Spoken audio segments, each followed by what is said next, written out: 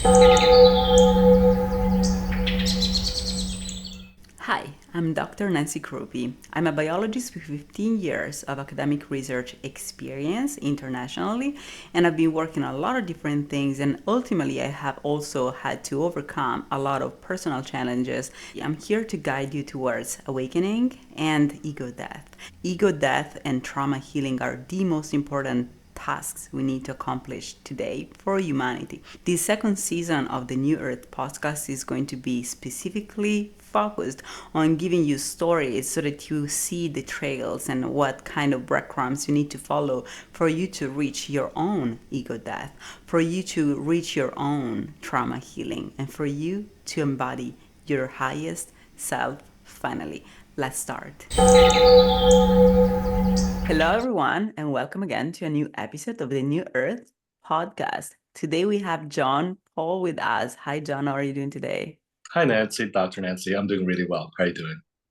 I'm good. I'm good. Call me Nancy, please. Doctor Okay, is just, Nancy. to remind everybody that I am a scientist, but it's just for show.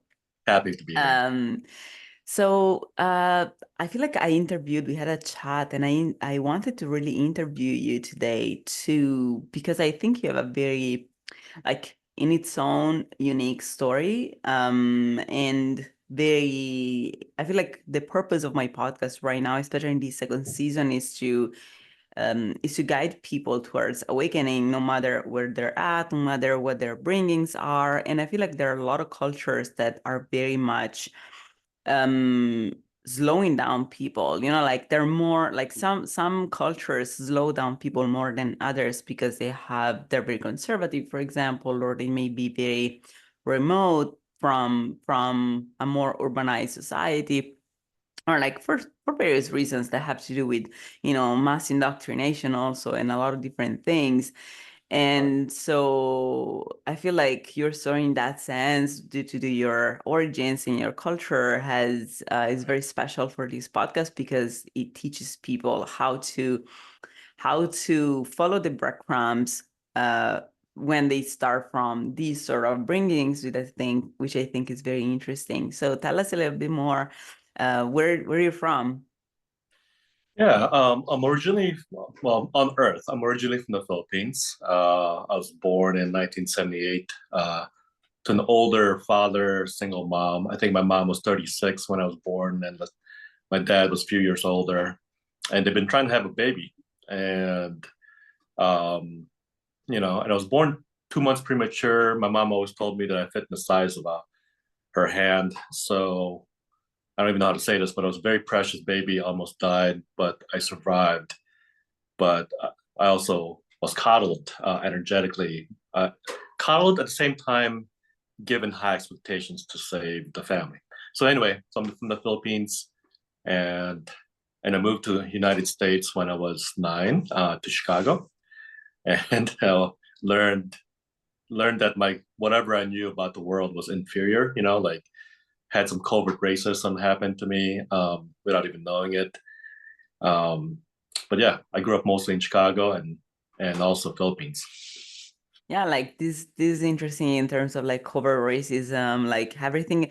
I feel like we live in a world in which most people, the dominant culture doesn't realize people that belong to the privilege, people that belong to the dominant culture, they don't realize that, oftentimes they too are indoctrinated. Like they also are Thank you. indoctrinated to believe that Exactly. they're better than their grand. Yes, it's just I talk about this in this podcast in various ways, Mhm. because we are in a mass indoctrination. It's not just people in the Philippines get indoctrinated, it's everybody. And so we all get indoctrinated to believe that we are better than others, because that's how we get used, and our ego is formed, and our ego is then used to move us and to do things that are useful to the system. And this is Exactly. Yeah. exactly. And this is part of the system, how it works, in the sense that, like at different levels of the universe, we have different forces that act on the particles to make them move and to make them do things. And at the level of humans, it's our ego. They make us move and make us do things, believing that we're following something. So this is how the universe works at the same time. But people in power who do indoctrinate us, they don't really know what they're doing. Like they're just also they are following their own ego. And so then we believe in the ego that they give us, like, white American, "Ooh, I'm the best in the world." And they don't That's right. realize that that's just really the cover up that allows them to then be abused. Because if you believe you're better, then you can be abused, then you're gonna think that that abuse is normal. Here, people don't have vacations. Like, seriously, it's compared to the rest of the world. Here, people are workaholics. They spend their life Yes. working and they die working.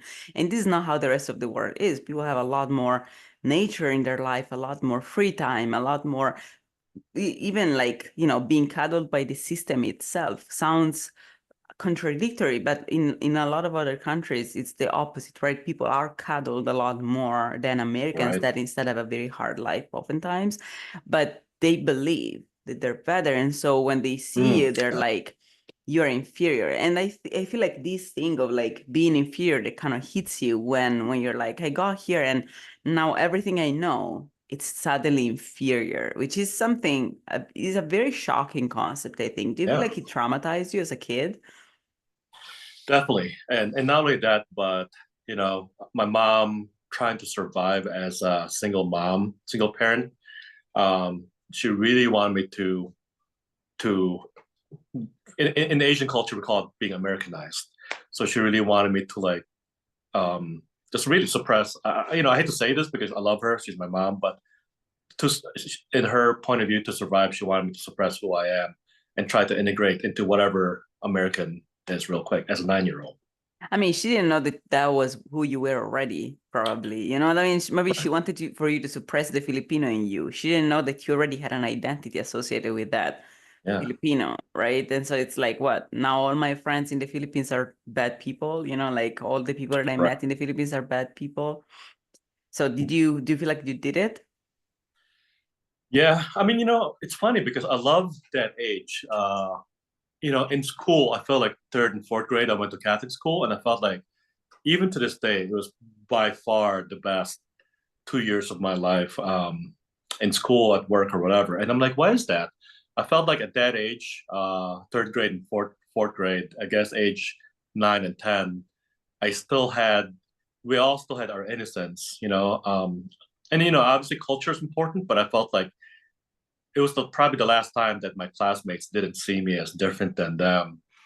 And so my mom, she taught me different things. I mean, I love her again, but she taught me how to say hello, how to answer. It's really taking away my choice into forming my adult identity in order to just sound, it's not just American, but also to just like non-invasive, right? So yeah. Interesting. I Yeah. think your mom was a very smart woman, by the way. She is.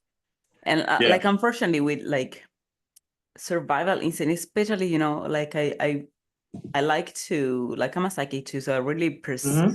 people personality sometimes from their description, because it's like we Hmm. all are fractals, and based on what we do, you can kind of reverse engineer her engine and how she was functioning in their software, right? 100%. And so I Yes. think, ultimately if you are, imagine you're a mom and you're going away from a country and you have to work all day and your kid is alone all day. Yep. And so, but you need to make sure that he's safe.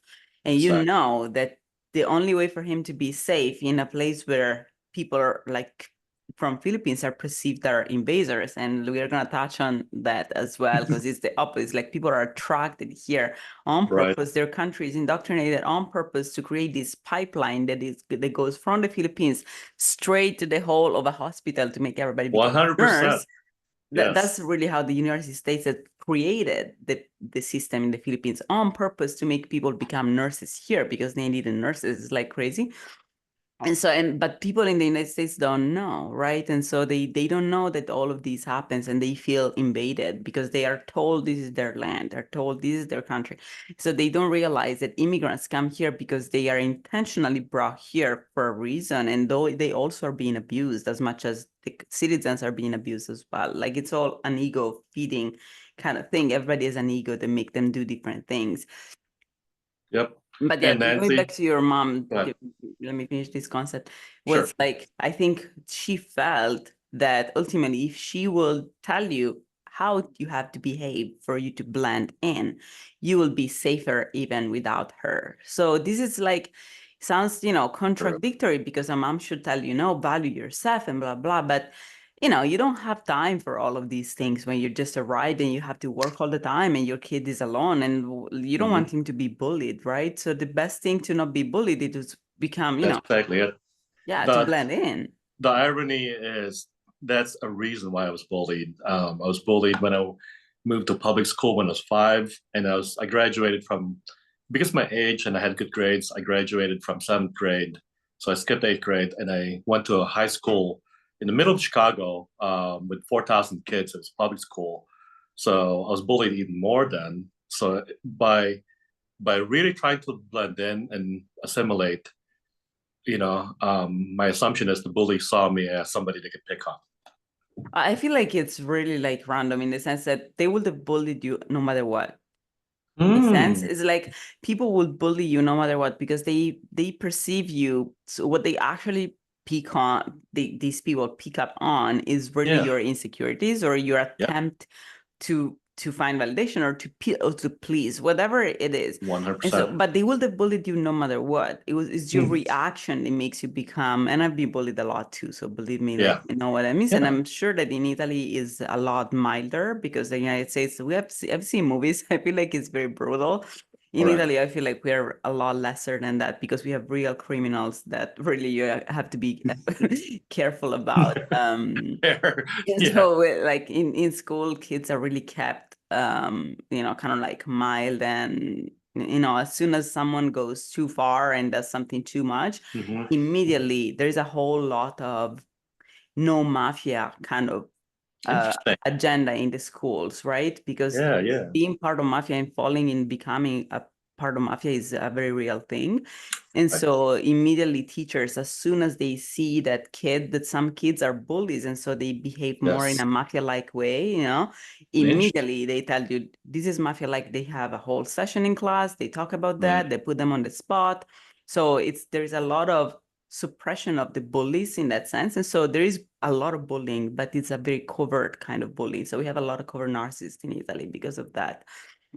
Fascinating. And Nancy, you touched upon something really important. Because when I was in the Philippines, when I was there from, we call it prep, which is before kindergarten all the way to 2nd grade.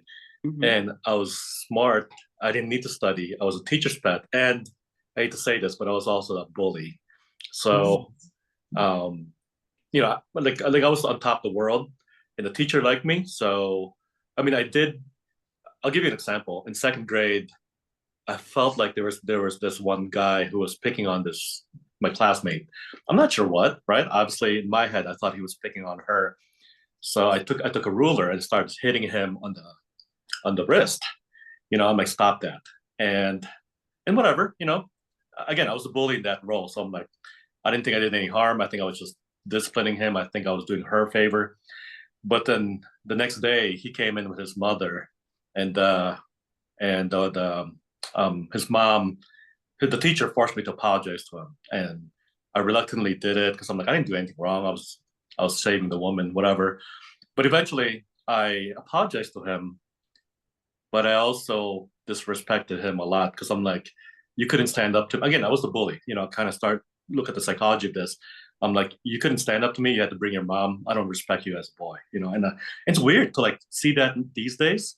Obviously in the United States, I was the one being bullied, but it's weird to see that now at the age of, I think 7 or 8, that I was thinking that. So yeah, I'm sorry. I just had to like mention Oh that. yeah, absolutely. I feel like that's exactly how bullies think, because the reason why they Yes. bully others is because they think they're grandiose. They think they ultimately have the right to bully Yeah. others. And Yeah. yeah, it's like you're just inferior. I have to bully you. What do you do? Now you bring your mom? Like, that's exactly how they think, because that's how grandiosity works, right? You Yeah. really feel grandiose. And so that's exactly the point of Americans bullying you, you know, they just believed that you deserved to be bullied, period. You have to just stand there, as much as they believed that Black people deserve to be slaves, as much as they believe that Good immigrants point. deserve to do the job they do, as much as they believe that Latinas have to be all road workers. Like, they believe that this is normal because they're better, because this is what the ego does. You know, that's exactly the point.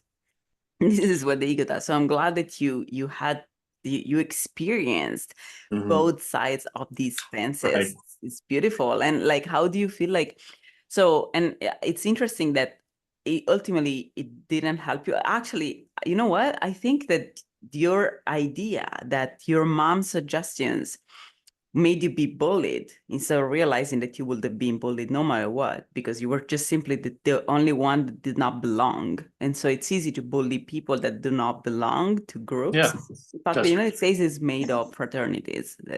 Everywhere you look around here, people belong to a fraternity and they hunt in groups. And so yeah. obviously the one being hunted is always the one that doesn't belong to any group, because it's easier, it's an easier prey. Yes. It's just a predatory way of functioning. But the fact that you believe that your mom's words and convictions, you know, like she made you be bullied, it's still part of, you know, what, like that kind of thinking, because you're like, well, I am a bully, I know how to handle these people, but she told me to be nice or to blend in, right? And so that's exactly part of it too. Yep. And as a child, obviously I wasn't thinking of, I was just reacting, right? It's almost like my mom was the CEO, and so and I'm an employee of hers, and I can function. I could rise up under her rules or under her guidance, under her stipulations. Which when I looked at myself deeply, it's not just my mom, right? It's cultural programming. She was very Catholic programming. There's a lot of layers, and so but I felt like there's what I want to mention is there's also like a self validation that I'm different, that I'm not enough, because I have an accent now, and I love my accent, but back when I was a kid, I don't know if my accent was thicker. I'm not sure, or if children are just like quick to like pick on you if you're different, like you said. So it's like I felt like I was not weaponless. I couldn't fight back because, oh, I'm in America. I'm visiting them. I'm trying to be them. And and in fifth and sixth grade, I'm like, I'm new here. I'm a new student. Yeah, I really felt like I had no power. Basically, that's the real thing. Yeah, like it totally makes sense, you know. And this this is a problem, in fact, of everybody having their own separate reality instead of all of us having the same. You know, once you get to the truth and you realize that, oh, this is all nonsense, you know, like we're all brothers and sisters, we're all part of the same Yeah. thing. It's just that I moved here because I'm part of this current of people, you know, that moves from one place to another because it's designed to be like this, and they are part of a country where people have moved, and obviously they Hmm. don't know, you don't know, nobody knows. And that's where pain comes from. That's what the ego death is about, you know, like to Right. to understanding that all of these things are just, you know, imagine, I always give these people this this analogy, like imagine Hmm.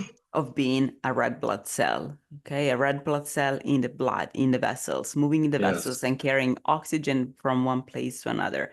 So now imagine you start going, you know, you're identified with this red blood cell and you don't know of Hmm. being part of the whole body. So you identify with the cell, and so you're like, oh my gosh, what is going on? I'm being Hmm. pushed around and the vessels are hard and I'm pushing around and it hurt and it hits, like it's like it hurts. And then Yeah. you push and you keep being pushed by this current. You're like, I don't know what is happening to me. You keep going, and then you get squeezed through the capillaries that are very tiny and narrow. You're like, oh my gosh, I'm about to die. Interesting. And then you Right. get, and then if you imagine, if you realized instead, you know, in Italy we had this cartoon when I was a kid, you know, where it Hmm. was called it was the human body. I don't know if you guys had that too, in which there were all the different parts of the body, but they were Hmm. aware of being parts of the body. And so every one Yep. of them had a role and they knew Yeah. of having this role, right? And so we all are part of this, you know, and we don't realize it. And because we don't realize it, our ego makes us gives us a story of being like, yeah, that's why I'm here, that's what I have to do. But ultimately, it allows you to individualize, it allows you to move forward. Because if you didn't have an ego at that time, you would have not been able to become the person that you became, to react to these people and to transmute their repulsion into growth, into Yes. self-development, into becoming the Thank you. person Yes. in tech that you have become today, instead of becoming another nurse, for example. Because Right. Doctor, nurse. yes, exactly. So it's like you escaped the programming, and that's what I love about your story. You escaped the Man. programming because thanks to your ego that made you believe like I feel like I have to follow my passions. I have to be Yes. artistic in a sense. I have to be creative. Nice. I don't feel like I fit into this thing, and I don't want to Hmm. be. No. And like there are a lot of layers to this, because we call these things narcissistic. When people Hmm. tend to be very, to have a feeling that they're meant to do something better than others, in a sense, or better, worse, like more Right. different others. And initially that feels as if you're perceiving others as worse than you, or like, Exactly. and then after a while you realize you simply were different. You had a better view on reality, you had a higher perspective on things, and just they didn't. And so, but it's all different because you had a higher perspective that brought you towards becoming ambitious and becoming, I don't know, what, are you an engineer now? I did IT, computer Okay, stuff, IT. like So management consulting for a getting while. into Yeah. okay, getting into IT or getting into nursing, like, so Right. the thing is, different people have different ambitions, because different people have different attitudes towards life. They have Hmm. different skills and different things. And so you don't realize that, as much as imagine their perspective of people in school that were not like you, and they were like, hey, like, I think I'm kind and nice, and I don't want to bully anybody, and I Right. think this is better. I think this is being better, right? And so we all Better. have this idea that being like us is better than others, because we have to, because if we don't, then we never fully develop that potential that we have, right? And Yeah. yeah, and so I love this, and I love that you in some way like transmuted all of these hostility that you received into awakening, ultimately into becoming the person that you are Thank you. today. Yeah, for sure, absolutely, this is You, beautiful. the funny thing is, two things. One, when I was telling my story about bullying my mother, I felt colder, right? So, I feel like that's a sign that I was really being more open than before. Like I literally felt the temperature change. And the second thing is when you're mentioning the different body parts, how we all have different roles.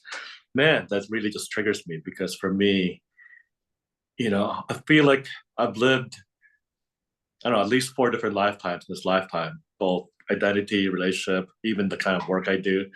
And it's almost like I just don't want to be a feet. I just don't want to be an arm. I just don't want to be.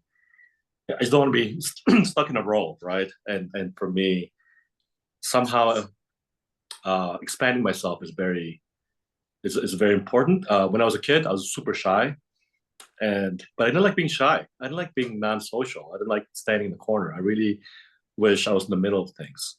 And and so yeah, I guess subconsciously I want to expand even without really knowing it.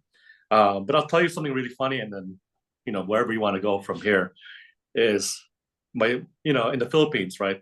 Nurse, doctor, right? Those are the two main things. And I'm not sure if it's because I'm an only child or I'm a male. I think doctor would have been more really ambitious and high status for me. And so I definitely didn't went out of my way to avoid doing that. But here's the funny thing is on the inside, I love, I fantasize about being a doctor, actually. I would watch the movies. I'm sorry, I would watch the TV show Scrubs, and I'm like, oh, that's fun. And I would go to like I would go to colleges and open up like medical books, and I even fantasized about taking the MCAT. And I'm like, okay, if I score high enough, because I had like 4 knee surgeries, so I have a lot of personal experience in hospitals. So I actually like the fact that the hospital is very healing. It actually felt really good, but because I didn't want my mom to be happy with me, I didn't want my family to be happy with me being a doctor. I I didn't do it. So yeah. Yeah, I feel like it's everything becomes again, maybe there is a reason for that, like that you were not meant to become a doctor in some way. And I I feel know, like 100%. whenever we have these sort of feelings of repulsion, like I had something similar when I was a child with Yeah, playing music. Like my mom yeah, would made me study music when I was a little child. yeah. And I mean, the whole story is crazy because we didn't have the money to buy a keyboard, and so we'll have to actually study on the table, pretending that I had a keyboard. Wow. Yeah, And then we bought a keyboard, but yeah. a keyboard is smaller than an actual piano. So I only had the piano at it was kind of like, I felt ashamed of telling the teacher. And so every time Yes. I would pretend that I had a piano at home. And so actually, it wasn't, I don't know how many things I've done in my life that I've overcame a lot of challenges Yeah. without knowing that I wasn't supposed to, just because of shame, of shame of telling people Shame. I don't have the money for this, right? But like, yeah, Yeah. yeah, of course I know this song, right? Like, but I feel like I had a similar story because then my mom started putting me on the spot all the time, and I was very shy, Wow. Yeah. like on the spot of like, hey, play for relatives, play for I can friends, and relate. blah blah. And Yeah. I hated that. And I think when we as kids hate something or in some way repulse it, it's because we're not meant to do that in a sense. It's like I feel like there is a reason for that every time. And there are different things in the sense that Sure. sometimes we do that because it's actually what we need to do, and sometimes we do that Right. because we are meant to go in a different way. Do But something it's else. like, Yeah. like everything works in a repulsion and attraction kind of way, right? And so imagine still this red blood cell, right? And so what the red blood cell perceives is that the vessels are repulsing him. And Mm-hmm. so it goes in a different direction. But by doing that, it gets channeled towards exactly where it has to Where it go. needs to be. Yeah. Exactly. And so we have we have all of these That's a good point. repulsive things that we don't realize are actually at the human level. These are the walls of the vessel that we are part of. We're already part of a vessel in a sense. We all have our own mission. I believe Yeah. in a sort of deterministic society in a sense in which we all have our own. Yes, we have degrees of freedom. We can ultimately choose to do whatever we want, but Mm-hmm. for how we are born, we do have some potential already. And so that potential is really ultimately a channel that already channeled us It towards is. something, right? And so I You know. think ultimately the fact that you repulsed it, Mm-hmm. it's that, but maybe it has to do with some form of ego that you may still want to work on, like of the fact that you still today feel that in some way you have this fetish towards being a doctor because in some way it's been a form of, in some way, I think in life you started re-evaluating your mother and understanding Oh. that she was very wise, in fact. Yeah. And then now you're like, well, I haven't done it. I haven't done what she wanted for me to do. Maybe she was right, but you can't admit it to yourself. And so subconsciously this becomes a Exactly. fetish, right?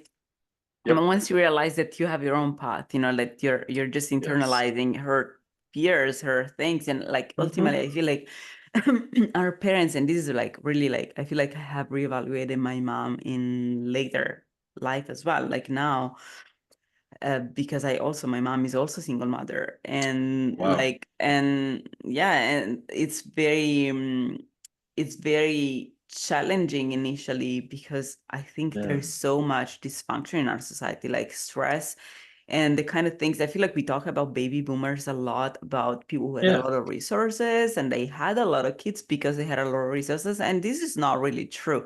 They went through a lot of struggle. They went through a lot of stress. They had to disperse a lot of generational trauma coming from wars and from, Second World That I War was and gonna all these say. things. Yep. Yeah, and so we don't realize that they have a huge energy to disperse, and they're often unconscious. They have their own trauma to heal, and their Right. own like cluster B personality types are like very prominent in people from, the baby boomers, because that's trauma that disperses, right? And so we don't realize how much struggle they went through. And to have us and to move to the United States, and to do all of these things, it's a lot. Like, I don't know if people today We are, healthier with more resources in a sense. And I don't At think one there are level. that many people that will be able to do the same today that they did with the amount of knowledge and resources they had at that time. So I feel like with time, we all tend to reevaluate our Mhm. mothers and our fathers and our family figures and realize, wow, this person that I believe was worse than me, this person that I believe was being Yeah. annoying, this person that I believed was being Right. unconscious and really she didn't know what she was doing. Instead, I Yeah. think she actually did a very good job. And so once you do Yep. that, that's the trigger that starts though. Because once you do that, then you're like, wait a minute. So then I was wrong at that time to go Yeah. against her. I Yeah. was wrong at that time to think it that way. I was the one being unconscious. I was the one being wrong. And so I all of agree. this has to go to the subconscious level to express itself because it becomes traumatic. Seeing the truth becomes Mm. traumatic, and so we tend to express it into fetish kind of things or into other kinds of things that are ultimately Mhm. more covert, for us. They Over. don't necessarily become conscious. But I love that you are, are going through all of these things, are realizing all of these things. And I think it's beautiful that I always say that ego death is not a station you arrive at, it's really a manner of traveling in the sense that it's really a choice, the kind of choice you make. It's like, and I can see that choice in you, like I can see that you want to find the truth. That every time you Yeah. find yourself in a situation, you're like, yeah, maybe my ego, this it feeds my ego, but is this the truth? Like I feel Yeah. like you always Exactly make. it. Yeah, and that's exactly what is carrying you around in life, that is bring you forward in life, is that the willingness to make that choice. And you were telling me that you also started just this is to kind of, I feel like it resonates with this concept. You told me that I think you started Catholic, right, in the Philippines? 100%. And it's not just Catholic. Um, I call it colonized Catholic, right? So I think for 300, almost 400 years, the Philippines was colonized by the Spaniards, and um, it took me a long time to be able to go to Spain, but that might be a different story because of that. Um, but and they taught a brand of Catholicism where, because I feel like the Philippines we're natural healers, very clairsentient, very highly empathetic, and can heal others energetically. But somehow, maybe because it was forbidden, maybe because the colonizers, the Spaniards, were afraid of its power, they really, and of course, probably because they believe in Catholicism. I'm not really sure why, but all I know is the impact in the Philippines is a lot of our intuitive, a lot of our shamanic healing powers, just a lot of who we are, just kind of somehow needs it's still acknowledged as long as it fits under Catholicism. So So everything that wait a happens to minute. So me, let me understand this yeah, better. So basically, there were a lot of healers before the Spaniards exported yeah, Catholicism. There was a mm-hmm, lot of shamanism, a lot of healing, a yep, lot of traditional medicine, right? mm-hmm, Correct. And then correct. once the Spaniard came and they exported Catholicism, then what in what way did they englobate it? Like, Yeah, so let's call it miraculous healing, right? mhm. Or like when I do medical intuitive, or when medical, not just me, but maybe we work with energy. Um, but if I were to do this in the framework of Catholicism, a lot of it would be maybe prayer, and if it works, it's Jesus, or I don't know if it's Jesus, but it's who pick your Catholic figure, right? They're the one that's responsible for the healing, instead of us, instead of the patient, instead of the client. Everything needs to be attributed properly to the Catholicism, and then outside of that, we're not really worth it. Jesus, the way they painted the picture is, Mm. there's a lot of sacrifice. Mother Teresa, Jesus, many different examples of sacrifice. So we need to sacrifice to get abundance, right? That's what they're saying. And I have to say, looking at Jesus in the history, I mean, he was a healer. There's a healer in us. There's a healer in a lot of figures. but just the way they taught that in the Philippines is there's conditions attached to many things, and it's almost like, and I think it's because we were colonized. Like at the end of the day, we can be creative, we can be great, we can be powerful, but we need to comply with the higher power. And at this point, the higher power was Spaniards, right? And they were using religion to, like, I don't say control us, but at least make us more controllable. Yeah, for sure, control as well. Yeah. Are you kidding? That's like the religion has been the main way which they have controlled us. And I love this because I had no knowledge about that, and this is so interesting. I think this a very similar thing happened in Italy as well, Mhm. and it's not about. So I feel like Catholicism is a very institutionalized kind of religion that has nothing to do with Christianity. Like Christianity is. Yes, agree. Yeah, and so Christianity is about believing in Jesus and believing in, and Catholicism is basically being like, so every time a new healer comes up, we're gonna call it saint, okay? Thank you. That's Yeah. exactly what it is about, and it does, as you're saying, remove power from people, because at that point it's not anymore, oh, this person is a healer, go to him. Is this person a healer because he's Catholic and he's a saint, so go to the church because they can give you another one. Like it's the Yeah, church that pops out these healers, right? exactly. And so it's basically they have englobated all of these healers into something that they could control, which is an entity, which is the church, right? And so Yes. this has happened all over the world, like even in Yes. the Spaniards have done that, and the Spaniards have been very manipulative. Unfortunately, I have to say that also, like a lot of people that come from colonizers kind of countries, Spain, England, especially, they tend to be more to have this idea that they are more grandiose. They are more, Yeah. because it's incepted in their children, in their families as well. Like it's a way of existing as much as the United States, like of incepting people being better. And so this is a concept that ultimately comes down to the evolutions of the ego. The ego has to Uh, englobate things, right? And so the ego ultimately becomes a collective ego, and yeah. because the ego functions in a black or white kind of way, in a binary way. So either you are a friend or a foe, right? You're a friend or an Right. enemy, Very right? binary. And that's how the Mhm. fight or flight mode works.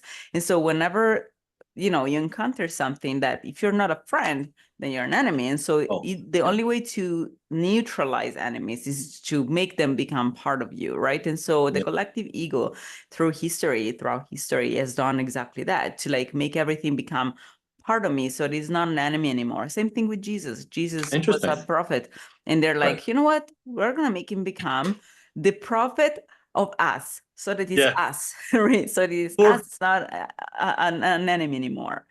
poor Jesus. He was he was just walking around being a great example, doing what he's doing, Yes, and then he exactly. gets put in a box.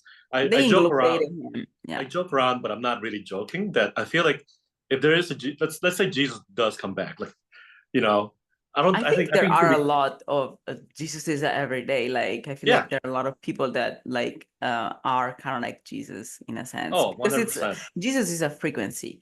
Jesus Yes. is a frequency in the universe. Yeah. It's like the You know it. brightest light and the You darkest dark, know it. right? We all can be Jesus in the sense that if you center in the Agree. frequency of the brightest light, you are Jesus. I agree. Like you can be Jesus, because Jesus is a frequency, and because the universe expands, that means that the spectrum of the universe, every frequency has become more numerous. And so now we are the same people that keep coming back all the time on this planet. And so Jesus was there and he's here all the time because that frequency Yes. never disappeared, right? No, It's just not that at all. more people Nope. have it because it gets diluted in a sense. But yeah, Yeah. so you were saying, let's say Jesus come back today. Let's say Jesus, like as he is, same exact guy. He comes back today. I joke around that he'll be crucified again because everybody has their concept of Jesus. Like they're like, you're not Jesus, or Yeah, how could you be Jesus? How could you be in pretend it's like, and he'll get crucified again and he's just being himself. And absolutely. yeah. So Abs- anyway, it's just a joke, but not a joke, right? no, Because it's not a joke. it's It's true. it's Jesus with, like you mentioned, the frequency. I feel like Jesus. the frequency of Jesus can be accessed within us. There's a healer within us, right? But it's almost like we have to, and maybe I'm partially projecting my own thing here. Is I have to suppress it and not be proud of that healing power. And I call it unconditional divine healing power. The true love, like not even trying to fix the person, just really just true love, enabling that in them that they have. I feel like it's almost like I guess as myself, I see it in different cultures, but I can only speak for myself right now. I feel like I have to grow up suppressing that, right? So, yeah. Yeah, I agree with you. I really believe that if I say this all the time as well, like if Jesus will come back today, we will crucify it again. And I Right. saw it as a kid. I've always been a very like innocent child and very kind and very nice. And you Oh, will okay. think that such a child, will be like praised, right? Because I was kind and nice and Yeah. compassionate and cute and blah, blah.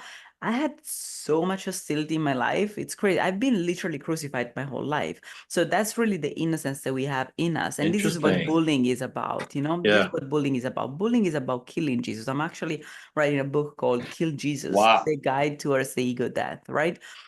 It's like we have the light of innocence all the time since we're kids. Wow. And Yeah. we bully it and beat it up until it disappears because it bothers us to see that if that light is real, then we have crucified Jesus. Oh If my the God, light that's is so real. real, then Yeah. we are darkness. If the Yeah. light is real, then we are the wrong ones. And so Jesus will get crucified forever and ever until the world will reach a level of ego death and consciousness that allows one of these people, multiple of these people, to be like, hey, this is wrong, this doesn't make any sense. The light exists, follow us. And that's really what I'm trying to do also with this podcast, to bring the light up so that people can really see how beautiful light is, and they can walk the path as well. Because I feel like those people, bullies, people who beat up the light of Jesus, people who beat up the light of innocence in all of us and in themselves too, are people who don't believe that they can change, that they can have an ego death, that they can be different. Like me, sometimes it's people who have committed a lot of wrongdoings during their life, and sometimes it's people who have really done a lot of when they're kids, they observed a lot of suffering in their families, and so they don't want to be the one being abused, and so they decide to choose the side of the abuser all the time. And so some people think they can't choose innocence because that is a threat for their survival, and some people think they can't because they've chosen darkness so many times, and now they have to keep doing that, because if they suddenly do, they survived by choosing darkness. First, they survive, but also in a society that punishes people who choose darkness at the same time that it requires for people to choose darkness for them to do certain jobs that, like frauds is the way in which capitalism is performed, because capitalism is mathematically impossible. Capitalism is a mathematically impossible system. It's impossible. It's a scam, guys. Be aware. Capitalism is a scam, and I'll tell you why. Because in a system, in a universe where nothing is created and nothing is destroyed, which is our current universe, this is what we believe. We believe that the universe is a closed system in which nothing is created and nothing is destroyed.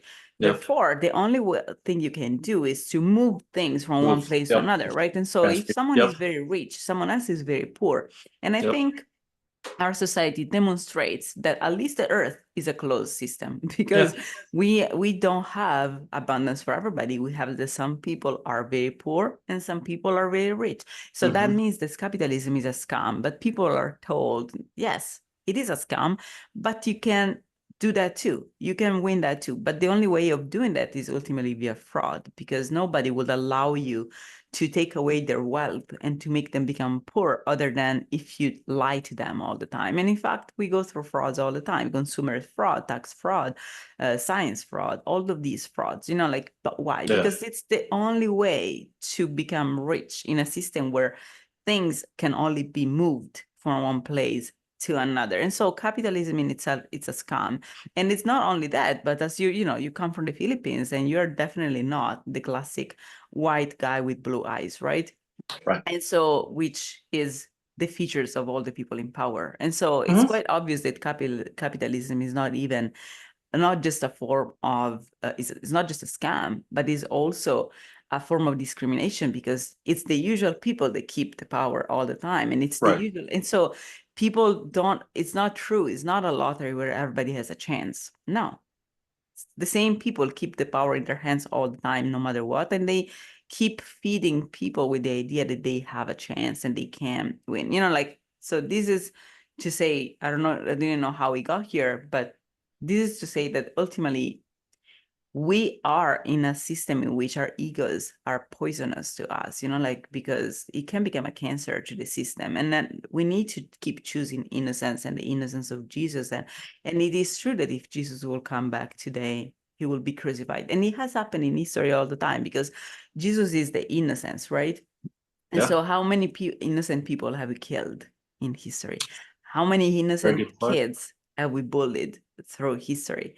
How much innocence we have killed instead of ourselves, because becoming a bully, becoming a bully is ultimately a way of killing your light, because you believe, like, what your mom has done is she's done it for survival purposes. She wasn't trying to make you put your innocence away, right? But that's what she asked you to do, in a sense that she has made you scapegoat your true self for you to create a cover-up, which is an ego, to survive in a society in which only with the ego you would have been allowed to survive. But we do that kind of process all the time. We do this daily. When we interact with people and we tell them things that we don't fully think, but they're good to hear, right? It's like, I love your pants, I love your makeup, I think you're amazing, I think your boyfriend is incredible, is an asshole. Like a lot of validation to we do this all the time, but by doing that, we really skew the truth. It's interesting, Nancy, because I guess not just being single, but the more I just live in the world from love and innocence, the more part of me loves shining the light on other people by being myself. And I'll tell you what I'm getting to. But part of me is also struggling how to like fit in. Whenever people ask me, so what do you do for a living? It's hard for me to put myself in a box. So I'm 46 now, in my 20s, even 30s. It used to be my favorite question. You're 46? I'm 46 now, yeah.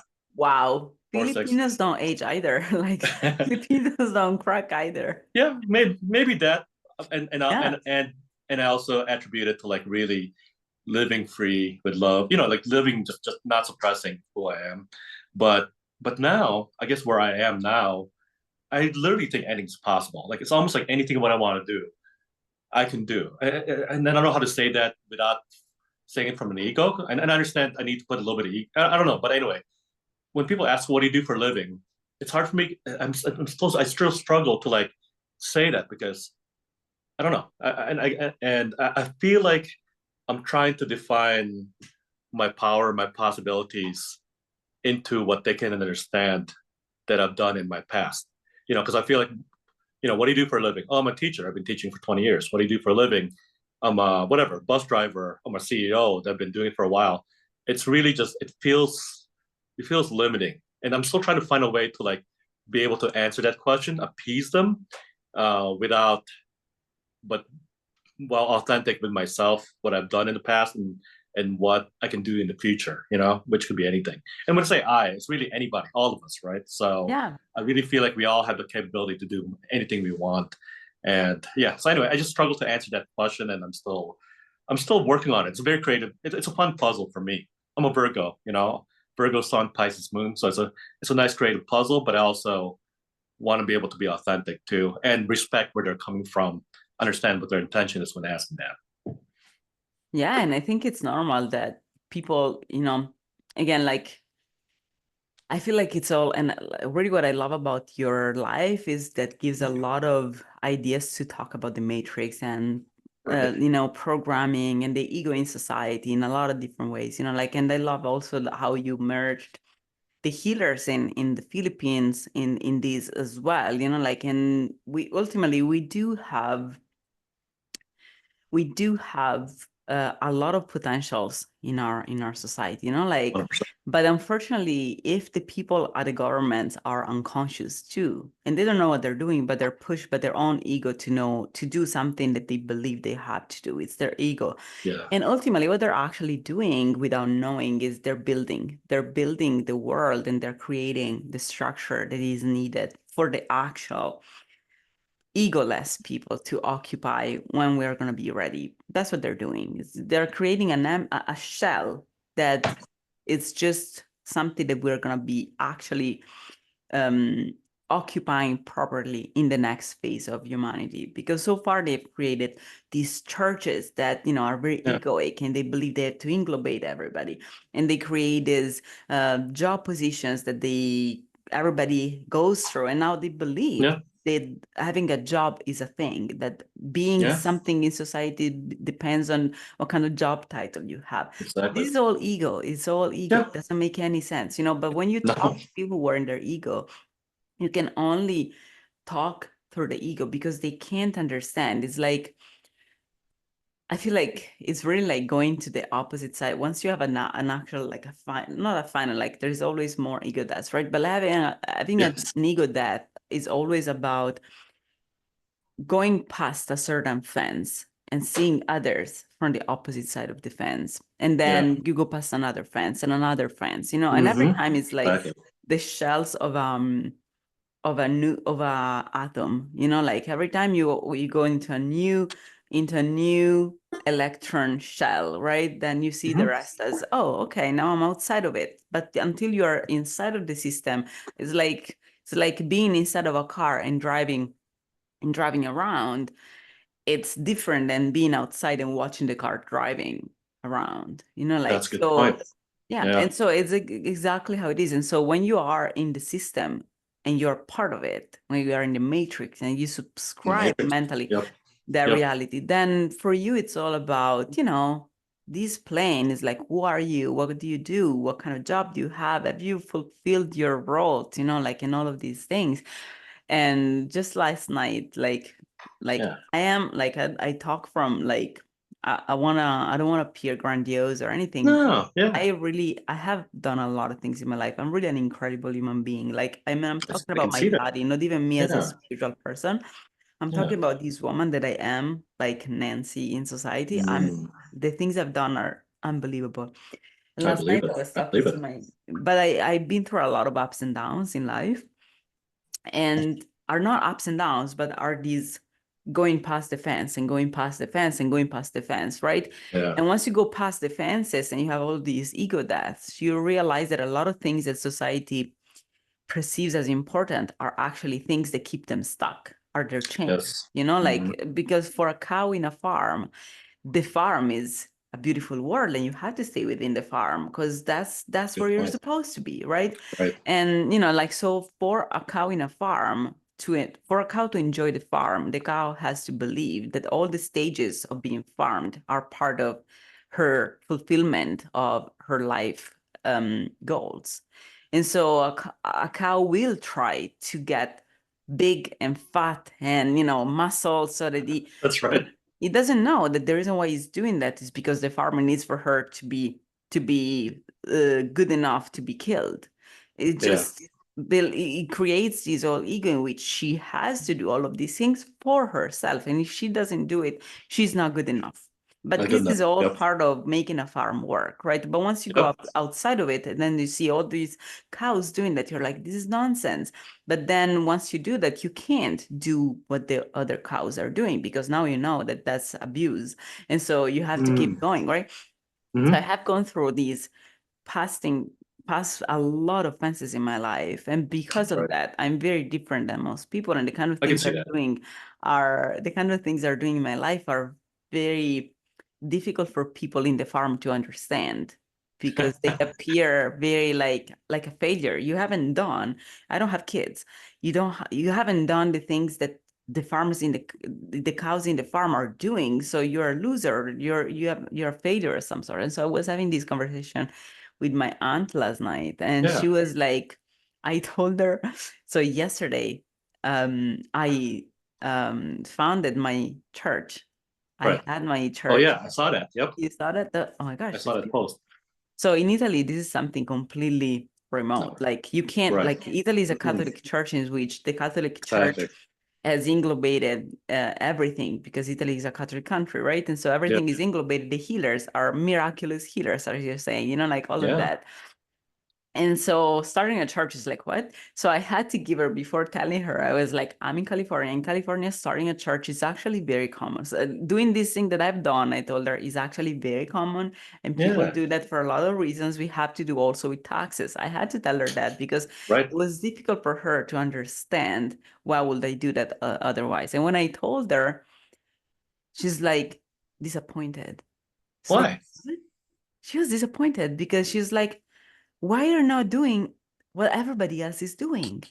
You know what I mean? It's like, Yep. and so that's exactly what you're talking about. She's like, what? Been Like, there. I don't understand why you are doing all these weird things. Because for her, what I do is weird, is not Oh the yeah. path. I'm a scientist. Why are you a scientist and you're not some professor with a title on his thing working Yeah. in a lab? And I was like, you don't understand that science is very politicized and fraudulent today, and is being used to kill people. And so I don't want to kill people. How can I kill people? I want to save them. And so the way to save them is doing what I'm doing, right? And so, Exactly. but people don't understand it. And so the same thing for you, right? Is like, once people are in that mindset in which you have to do certain things and you have to be this and that confers you social status. And ultimately, what does confer Yeah. social status in our matrix? Being higher. Because if being higher confers you social status, that creates the gradient that then we follow as people. And so for a farmer, imagine a farmer, like for a farmer to have cows that are bigger and bigger and bigger, Right. the final destination has the reference model has to be the biggest possible cow, because otherwise people will just stop earlier, right? And so in a Yeah. society made like that, if you say, I'm not trying to become a manager in a major corporation, I'm a bus driver, and they're like, Right. what? So you stayed at this low level, you're not going forward. Why are you not going forward? Because Right. that's a Right. gradient. Right. You're supposed to go forward. You're supposed to look for something better. Right. Exactly. Yeah. And so that this gradient is fake, but go tell them, right? Like that's the difficult part. And Hmm. so like it's really what you're encountering now. So what do you do for a living?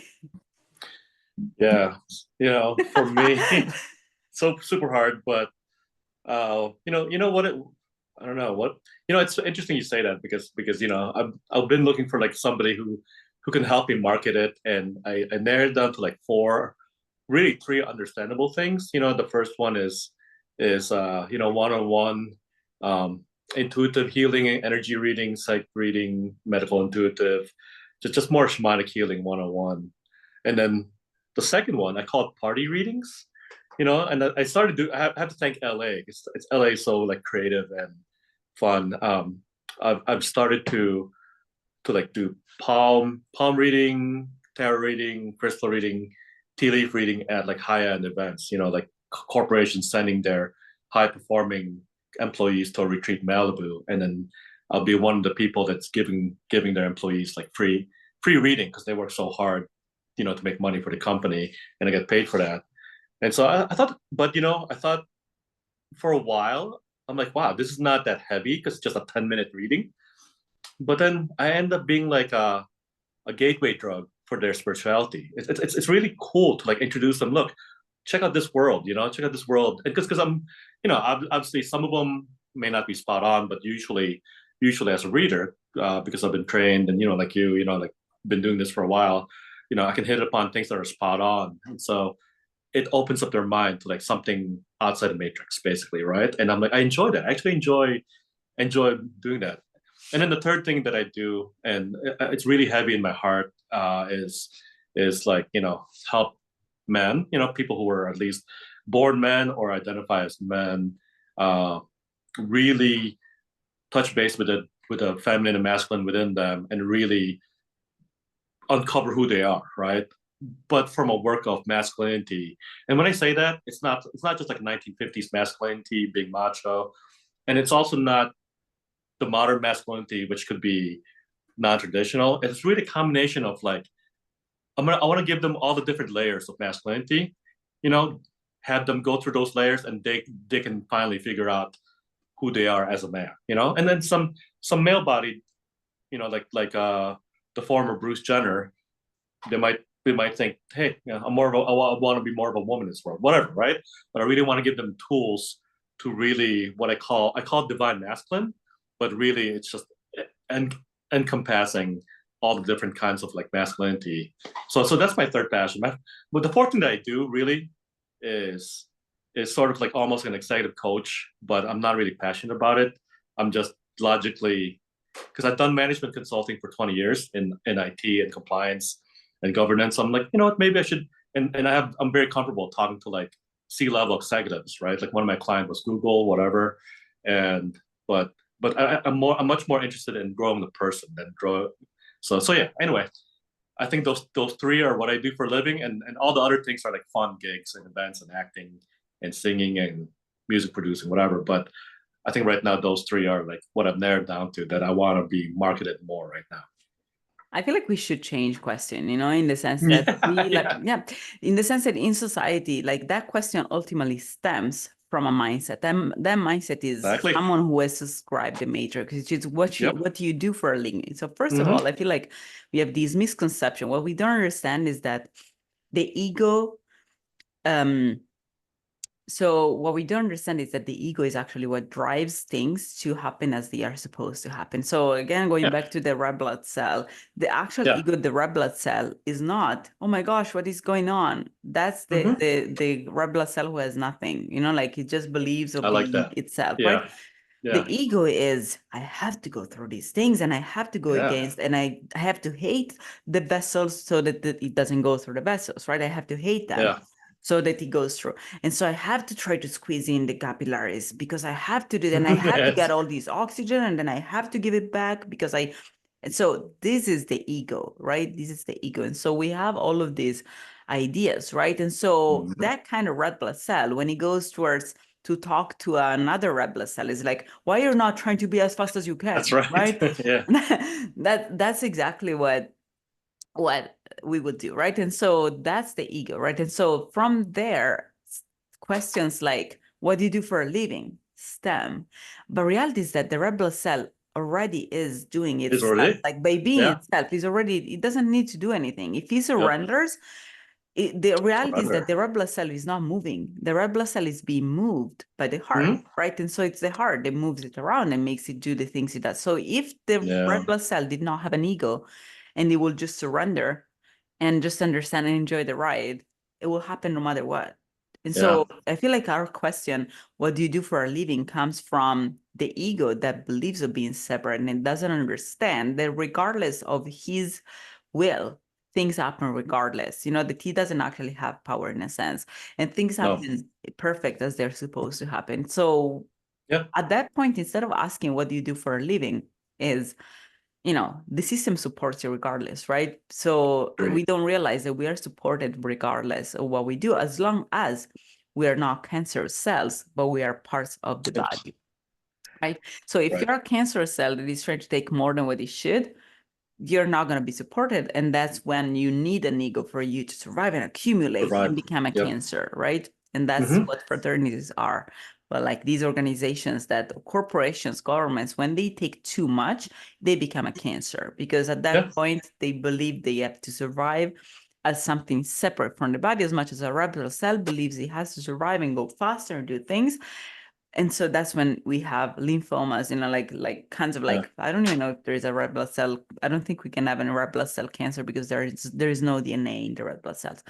But in general, this is what happens really, like when we have an ego. And when we don't have an ego, what we start doing is just being like, okay, what are my skills allowing me to do for me to be part of the body, for me to support the other cells of the body. And that's why ultimately people that tend to awaken, like you know, like I feel like most people from the Philippines tend to fall into the ego, the indoctrination of having to become nurses. Most Yeah. likely what the Spaniards saw was a population that was particularly empathetic and clairvoyant and, Exactly it.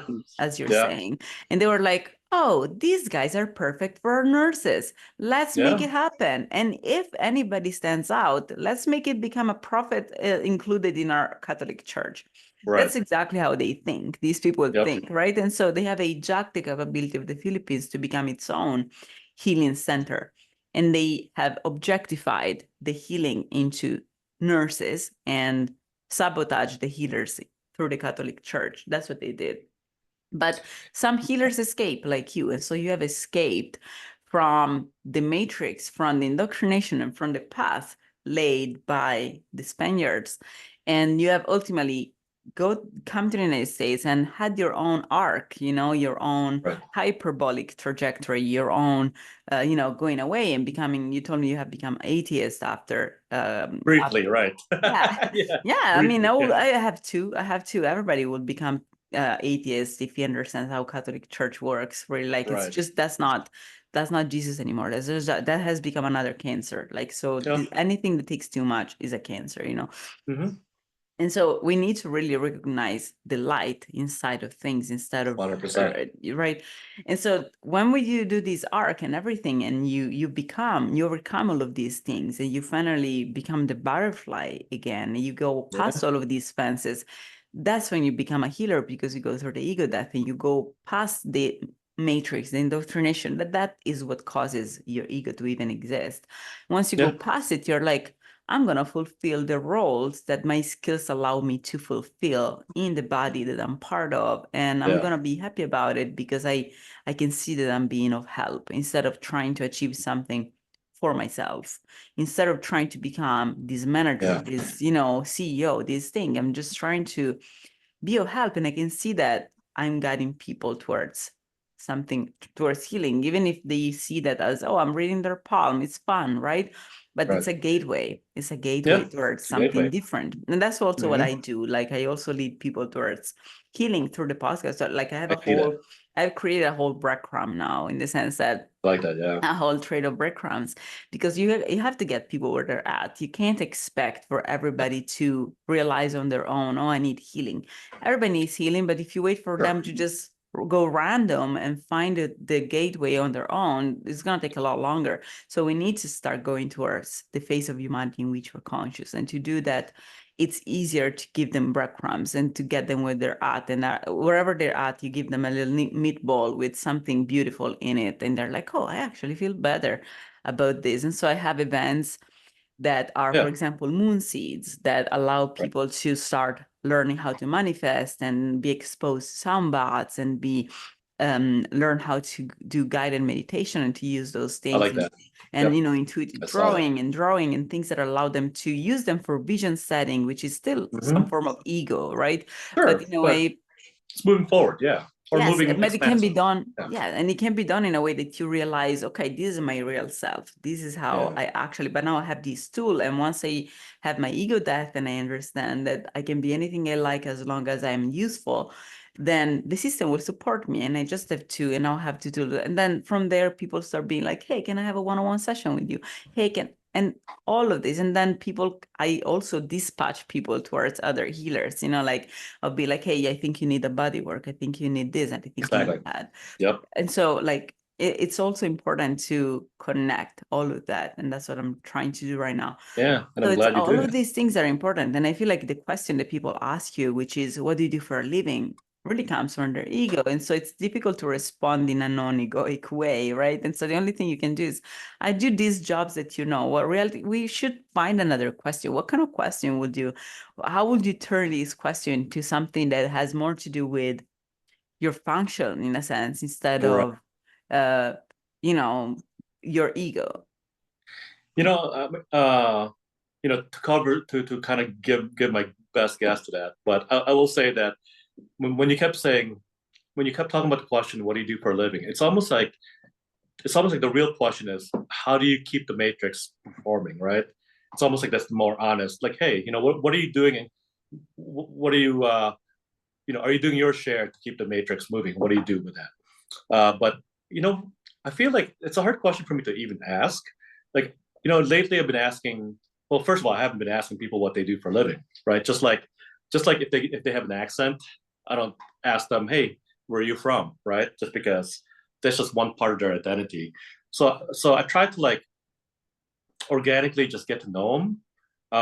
And then maybe the question is, I guess it could be like, what do you do for fun? Or if you could do something that you want to do, what would it be? So really try to touch in a little bit more to their heart, and then let them drive, let them answer it that way. So um, I'll give you an example.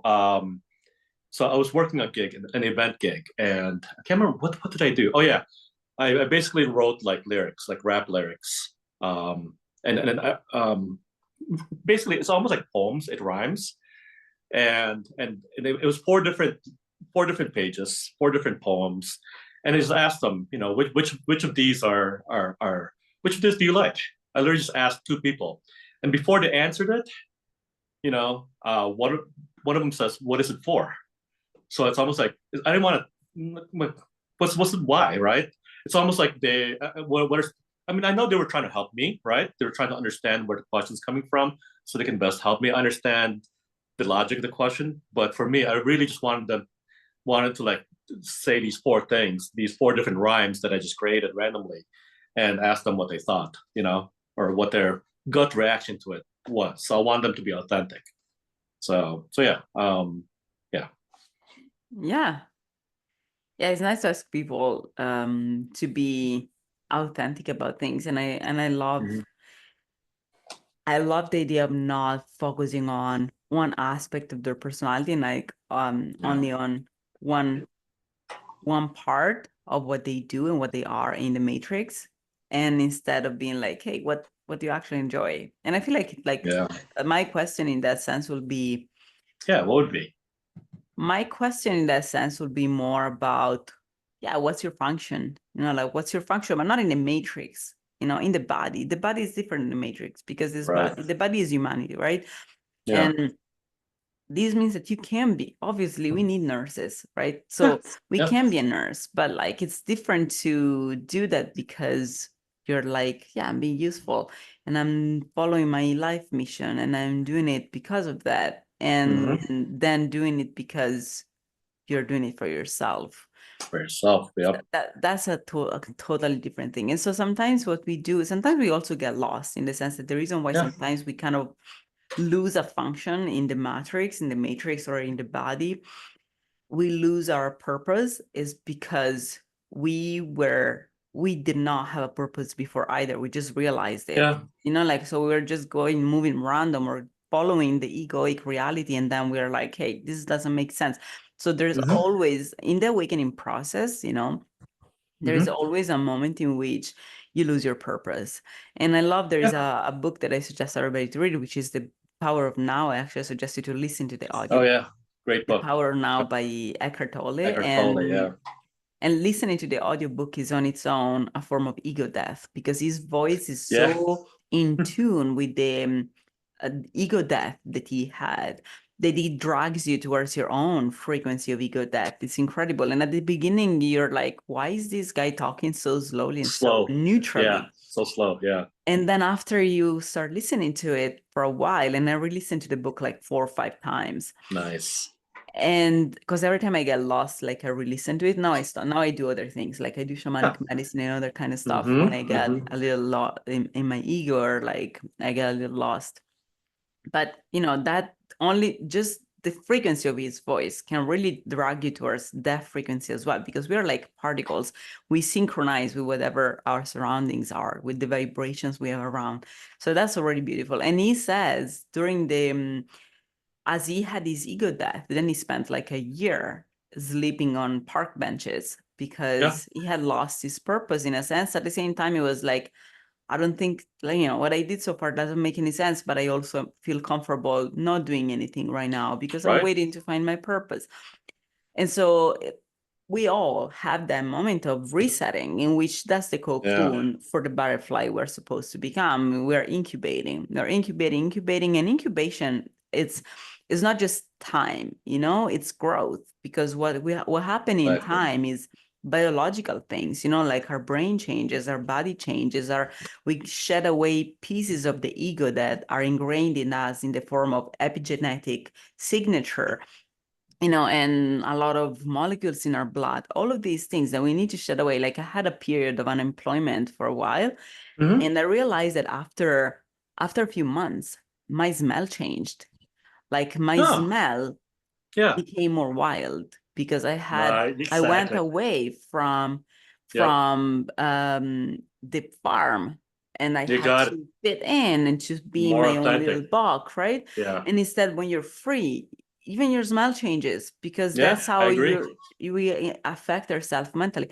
And so all of those things are really moments in which we appear to not have a function. I feel like we're all over the place. And sometimes that's what you're meant to do. Sometimes Yeah. that's just the incubation period. The thing is, Very once you important. surrender, yeah, once you Hmm. surrender, you don't really need to think, what is my purpose, or to Right. stress out about it. It's just a Agree. process. It's just a process of life, you know, like then you're gonna find your purpose once you're gonna overcome that um part that is the interstitial space between one fence and the other, you know, like one fence. And so every time we have that little space which is right around the cows in the fences, and you Right. still see them, and so you still have these feelings of Stockholm syndrome, of being like, maybe I Yeah. should be part of it, maybe I'm not enough, Right. that's why I'm outside, Right. right? You start to question things. Exactly. Yeah, it's our question. And that's when you still see the farm. You still see the farm, you're still in that Hmm. moment. So, and then you get far enough that you can individualize and you start incubating, and then you start changing, and then you start becoming more wild. And then you start being in the wilderness and feeling like, well, I'm actually comfortable here. I can see Oh, definitely how not. this is Yep. better. Yeah, and that's when you start again having your own purpose, and then you start, well, after you're alone for a while, then you start meeting people again. But this time Yeah. is different people, because this time it's not people that were in the farm. These are free or freer, right? It's a Right. different kind of farm, maybe, You or it's a level up. bigger, Yep. you're leveling up. And so as you do, then you meet people again. And that's what kind of, I feel like meeting others or meeting other types of lives. It's what Hmm. triggers us to recreate a new function, because then we're like, what Yeah. am I gonna be? Like, I can't be just surviving the whole time. What am I gonna do? And that's Right. when the process really starts, and you're like, oh wait, okay, I have acquired all these things. This is what I actually want. All the things that I thought I wanted before, I don't want them. They don't make any sense. This is what I actually want. So once you do that, then you start acquiring a new purpose in life and embodying it. But none of this makes sense to a cow. None of this makes sense. Even like becoming, the head of a wolf pack, it wouldn't make Yeah. sense for a cow. Like, so no matter what you do.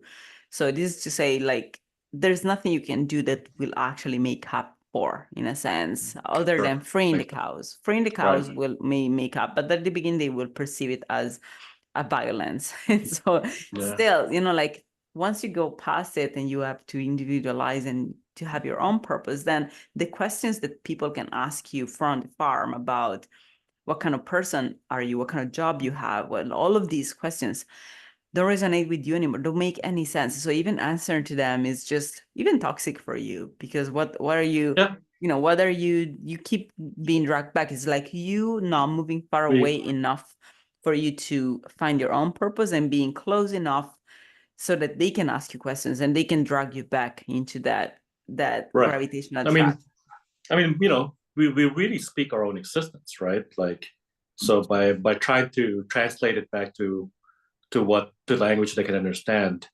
Yeah, I mean, unless unless we were aware of this layer, and we work on it in ourselves, it's almost like, oh, I need to limit my future to whatever I can define right now, so I can answer this question. So you make a great point about being pulled back a little bit before moving forward. For me, 99% or maybe even 100% of my growth is basically unlearning many things, and it's being that childlike innocent again. That because like when I look at children, I'm like, we not maybe we as a society, as adults, we were like, oh, look at those children, they're just playing. We kind of leave them alone, allow them to be children, because we're looking at it like we're more adult, we're more responsible, we're better than them. And but also I think it's also coming from we we a lot of us don't understand the value of the childlike innocence, curiosity, where anything's possible. That's why we just let them play in the corner with themselves. Where and then for me, the more I've grown into myself, the more you talk about the blood. It's Red like blood cells. the red blood cells. The more I've unlearned, the more it's been easier for me to go almost anywhere. It's almost like weird. It's very naked. It's almost like, okay, I don't know what to do now because I could do anything, right? And when I say anything, I guess I'm coming from my heart, less than my brain before. So yeah. That's beautiful. And you said you work with children too, right? Yeah. Not historically not as much, but I did a gig 2 weeks ago where I was so these children from five different, is it five or six? I think five different elementary schools. They were performing shows, right? Like Wizard of Oz, Alice in Wonderland, and I was part of the production team in Oxnard. And for me, I did stage crew, but yeah, I was part of the production team in Oxnard to help them uh, work the play. I'm sorry, to help them perform on stage, right? So it was a full-on production with lights, music, all that stuff. So in a way, in a very interesting, very creative way, not directly energy healing directly, but in a creative way, I was helping enable them shine who they are. I mean, there's still expectations, right? There's still expectations for them to like memorize their lines, perform on stage. Hey, I understand that, but they're also growing into their own. They're also going through their nervous process of, oh, can I perform in front of 2,000 people? Oh, yes, I can. I feel like it's in a way, it's also like helping shine the light of their confidence that they may need in the future or not. I'm not sure. Yeah, for sure. I'm sure you will. And I think it's beautiful what you said about the kids, because I feel like you probably read my mind or like a very attuned right now. Because I was thinking exactly that ultimately we all Amazing. are born very innocent, Yeah. innocent. We all are born very non-egoic. We're just born like this Yeah. little kid that is very creative and potentially like we're stem cells. We're multi-potential, we can do anything. And then we're incepted with these roles in society, starting from our families, that we see the roles of the gender and the different Yeah. roles, the mom and the dad, and then TV, and then all of these things that we see then start indoctrinating us and teach us how the world works.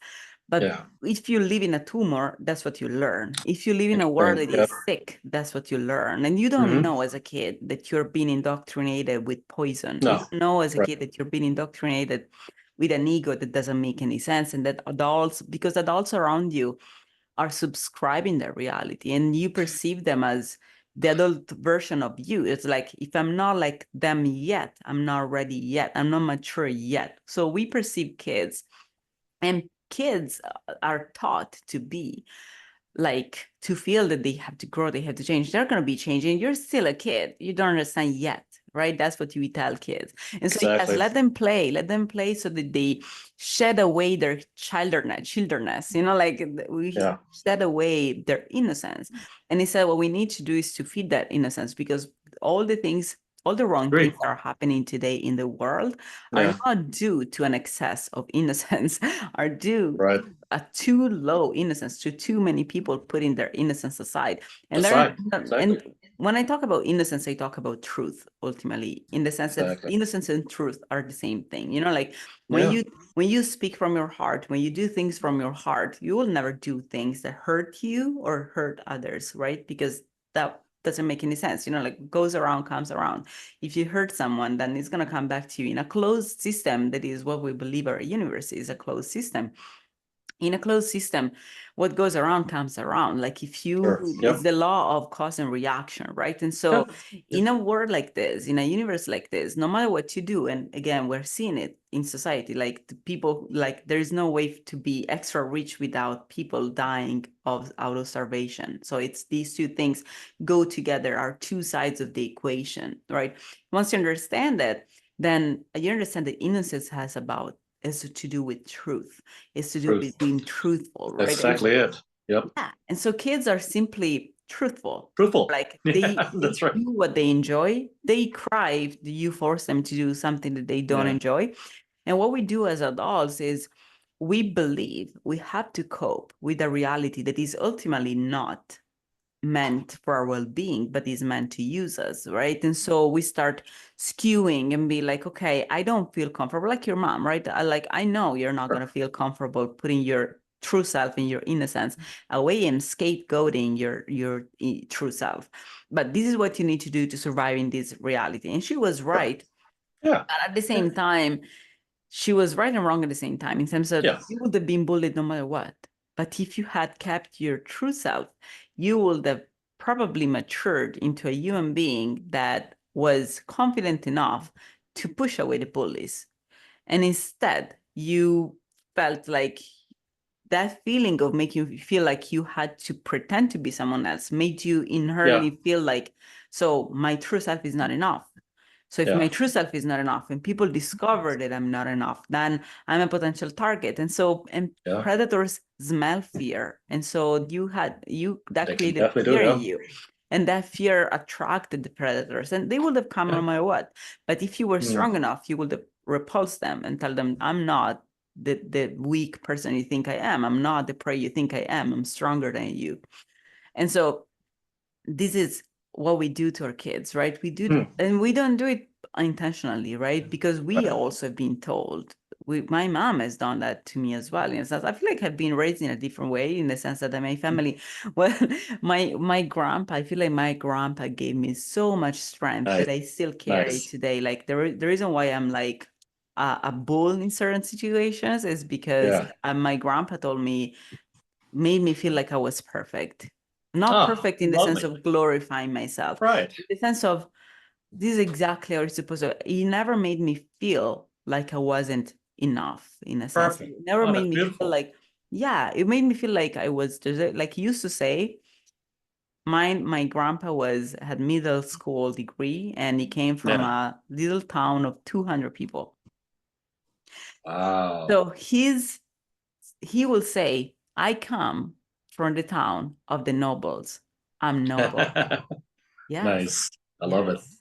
I like that. And every morning, like this is something like my grandpa was, I think he was a little narcissistic, but also I Sure. think he taught me a lot of loving yourself because I've always been this empathetic kid and I would have caved in. I've been bullied a lot. So the fact that he gave me this example of being focused on my own self, that he didn't tell me you have to be stronger. Literally, he never told me you have to be stronger against bullies. You have to be like, he Yeah. never told me any of that. He just simply Interesting. told me, it made me feel like I was already perfect. And I think this is I like it. already what we need to do with our kids, because it's a way of not scapegoating their true self and to give strength to them to be themselves. And yeah, Yeah. he went through a lot of toxic relationships and gaslighting and people, because he There's didn't that. tell me consciously, he never told me you are perfect as you are. He just treated me as if I was equal to him. As a kid, he will ask me to call him by his name. So we will go around Nice. for bars in Italy, and I was this little kid,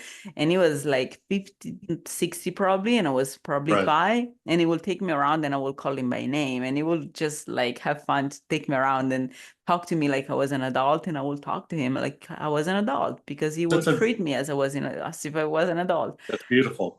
Yeah. Exactly. And it was just beautiful what that really caused in me as a reaction. Like even if I Mhm. went through a lot of abuses and a lot of things and a lot of people telling me you are not enough, I always woke up. And I think it comes from Nice. that. I always woke up and I always realized this is not true. And I think it comes from that. And I think probably you also have something similar, maybe on that side, or for other reasons, you Hmm. believe, you had this grandiose feeling when you were a kid a little bit. And maybe that made you Oh yeah. overcome a lot of challenges, and not, instead of Yeah. caving in and being like, okay, I have to be bullied, I am inferior, instead of feeling that Right. way, you've been allowed to overcome those things. And so even like the ego ultimately is functional to our growth, because it allows us also to have um a sort of armor, in a sense, that kind of protects us. Yeah. But more than the ego, I feel like it's really this alignment Like the fact that, you know, when your mom told, the fact that it really makes me think a lot. The fact that when your mom told you, an adult told you, this is what you need to do for Right. you to survive, you judged Right. her. You thought, I think Sure. you're wrong. So that Yeah. means that you believed that you were perfect, that you believed that you were already perfect as you were and that you were aligned, and that was already enough. Or, you know, you didn't believe that you were lesser than anybody. And I think that ultimately kind of like you went through things and you have been allowed to survive and blah blah, but then you came back to that feeling of being, you know what, I do what I do in my life, you know, like I understand that you guys believe that I have to have a regular job, quote unquote regular, but this is, I don't think it you make any sense. I'm gonna do my own thing, right? So I think that's beautiful. You speak onto something, because obviously, in my early 20s, I had a corporate job, I had a condo.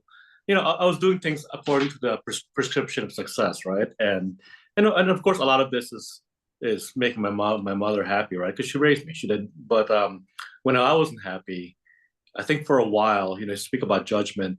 For a while, there's definitely a tug of war between what I really want versus what she thinks I should have.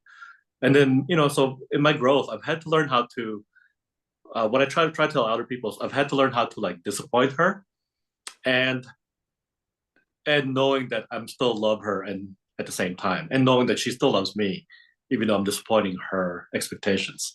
So it was a strange connection to like, okay, if I disappoint my mom, then I'm less worthy, and she might love me less. But I've had to learn how to both love her and receive love from her while disappointing her expectations. It was an interesting thing of growth. I think it comes with exactly this, like getting out of the fences, you know, like, and Yeah, finally seeing also, I think it's a matter of also developing compassion for people who yeah, are trapped into this reality in which they can't really escape. People who are true old cannot be unplugged, right? Because their body will reject it. And so once you realize that, then compassion kicks in and you're like, well, I love this person. I don't yeah, believe what she's saying she believes in is right. right, but I don't think she can move past it. I don't think she can overcome these fence. And so I have to keep talking to her. There's a beautiful video of Yeah. Sia, Broken Hearts. How is it called? Okay. I'll check I it think out. it's called Broken Hearts. I'm not sure. Hmm. It's the video with the cage, with the actor that I never remember the name of, the one that played in Transformers, the protagonist in Okay. Transformers. I'll check that Um, out. so, and it's beautiful because he's trapped in this cage, which is a mind cage. He could get out anytime, but he's convinced that he has to stay in this cage. And so there's this little child who can go through because he's a child, and childs Hmm. can subscribe and unsubscribe and play, right? And go in and out. They're Right. not stuck. And the child goes in and plays and then goes out and tries to take him out and understands that he's not gonna get out. And so she starts being compassionate and understanding that. So I feel like this is really adulting for a Adulting. healer, adulting for a Right. healer, because there are a lot of cows that are never gonna get out of there. And what are you gonna do? Tell them they're not good enough? You know, like obviously you need Right. to be compassionate and to understand that this is what they've done in their lifetime, and this was functional to the system we're part of, because thanks to them, we've built things, you know, and the earth has evolved in its own way. And so you can't really scapegoat that as much as you can't go to a elderly and tell them they're like they failed, right? You're not gonna do that, right? No. So that's compassion, right? And Yeah. something else that you told me about that I really want to touch on is the story of you starting to work on your chakras and all of these sort of Yeah. things. Because again, I feel like, and again, I feel like I'm never gonna say it enough, that we really get detached from all of these things from a young age, and including through Exactly. colonization in Italy. Exactly. We have a lot. I come from a lineage of healers, but we don't even have I a see that. word in Italy for heal Right. Right. anymore, because we've been Wow. colonized by Catholic Church since Exactly. 300 post Christ, right? Hmm. So it's like Catholic Church has become something institutionalized for a long, long time in Italy. So now we Hmm. don't have that. everybody who goes past it is a witch, and witch have been Right. burned in Italy. So we don't have Yeah. a word for that. And so Interesting. once we finally reconnect with those things, they have oftentimes today they come from exotic things that we want to try, like chakras and things like that. Yeah. But it's all the same thing, like we're going back to the healing power that we had that we've been detached from. Exactly. So what's your experience on that? For me, my experience with, I like, um, my first experience was like, when I went to like Psychic Horizons, right? This school in San Francisco. And at that time, I was just there for like $10 student reading. And I'm like, I lowered my expectations. I'm like, it's just a $10, it's just a student. I'm just gonna go in. And I wasn't familiar about the chakras at this point. It was I think maybe 2000, let's say 2010, 2011, I think 2010. And he was a KJP. It was a 10-minute reading. It was like your throat chakra is tight. It was preventing all the other downloads from coming in.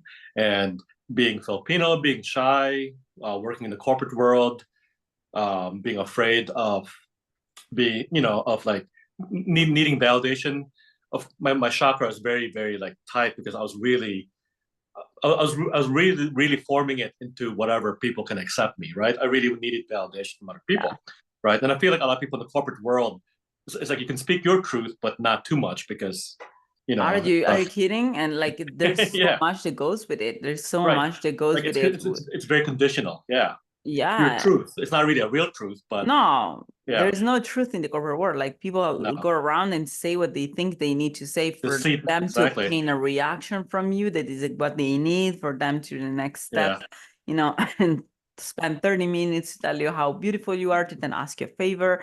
They need it's like that's that's what I right. hate. That's what I hate because I'm very, very direct. And I Yeah, got that a lot of people coming to me and ego feeding me. I don't have an ego that way, so I don't care I if see. you ego feed me. Just ask me what you Yeah, want. just ask what you want. Get to the point. Yeah, no, don't wait. Like time is the most valuable resource, right, for me. And so I'm like, having people waste 30 minutes of my time just to ask me something I would have said yes regardless Yeah, was the worst for me. Was really was the worst. But yeah, so tell me, so you were right. basically filtering yourself because I work on chakra reading Yeah, Kundalini Tantra and I help people reactivate their chakras.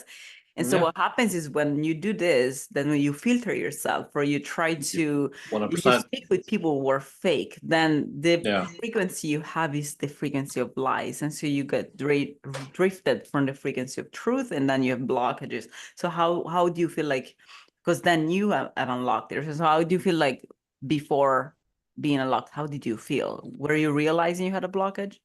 I absolutely didn't realize it. I was very, very extremely perfectionist, very, very critical of myself.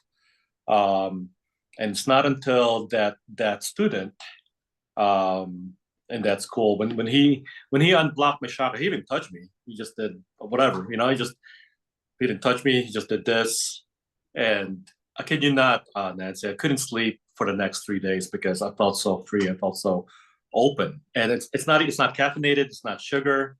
I've never done cocaine, so I'm not sure what that feels like. But it's not an internal high. It was a it was a freedom that I've never felt before, and it happened for like 3 straight days. And I'm like, okay, I'm like, there's something to this. It was very visceral. I felt it, and so for 3 days, it was just that high of being myself. And then later on, that's when I started to like see how I was really suppressing myself. Because before I was already suppressing myself, and I was frustratingly hitting the wall because I'm like, I want to be myself, I want to speak my truth, but I'm not sure how to do it. And it's not until later that I realized that you know my chakras weren't fully calibrated. It wasn't all open. It wasn't all balanced. And maybe certain chakras can speak, but it was very conditional. It was not a conditional love. A lot of it were, I would say, I mean, it's all important, all chakras now, but a lot of it was lower bodied. A lot of it was the survival, the root chakra, like whatever I needed to say, I needed to survive. I need to have this money. There's a lot of, I need to do this. I should do this to do this. Whereas now, for myself, but also in my work with others, a lot of it is just really balancing and opening the chakras and removing a lot of trauma that's causing the chakras to constrict, or in any foreign information in the chakras that's causing it to like be diluted, contaminated, diluted, closed, whatever word you want to say, but it's not purely functioning as balanced as it should be. And when I say should, it's really like whatever the body needs, right? It's not I'm not deciding how it should perform. It's there, my clients and myself, for myself and my clients, and as you know, your clients, it's communicating to us how they want to be balanced from their higher selves. Yeah, absolutely. It's really like every person is different, and for every person, there is a point in which, once you actually reach the chakra activation, for those who have never done that, once you actually activate your chakra, you can literally, through meditation, really feel this energy that pops out of your body. It's like this, you can feel this ball of energy that is there and you're finally connected with it. So it's been there the whole time. It's just that you were not connected with it. Exactly. It's almost as if an engine has restarted and it's growing, and it's now bright and it's like shiny, and you have like wrapped this thing and finally become shiny, and it got rid of all of the dirt he had on it. This is really the feeling that I have. And so you were telling me that also you had the same for the heart chakra as well, not just the throat chakra? Yeah. So the throat chakra was in 2010, and then the heart chakra was actually 2008. Okay. And I was with a Japanese Peruvian, and she was also taking psychic or shamanic healing classes. And I was saying goodbye to her. We were hanging out, and she said, JP, your heart chakra is a little tight. So she did the same thing, didn't touch me. She released it. And I kid you not, Nancy, the next day I woke up, I felt like I won the lottery. It was weird, because usually in my mind, you need to have stress to have freedom.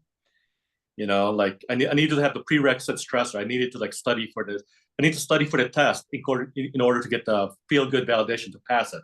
I need to do this project and struggle and in order to finish it, right? There's always that in this earth, in this matrix, you need to, or not you, but like there's the rule that we need to have the struggle to get the reward. And for me, the next day, it was similar to that throat chakra thing. It was like, felt so weird. It felt so free, so releasing, so amazing.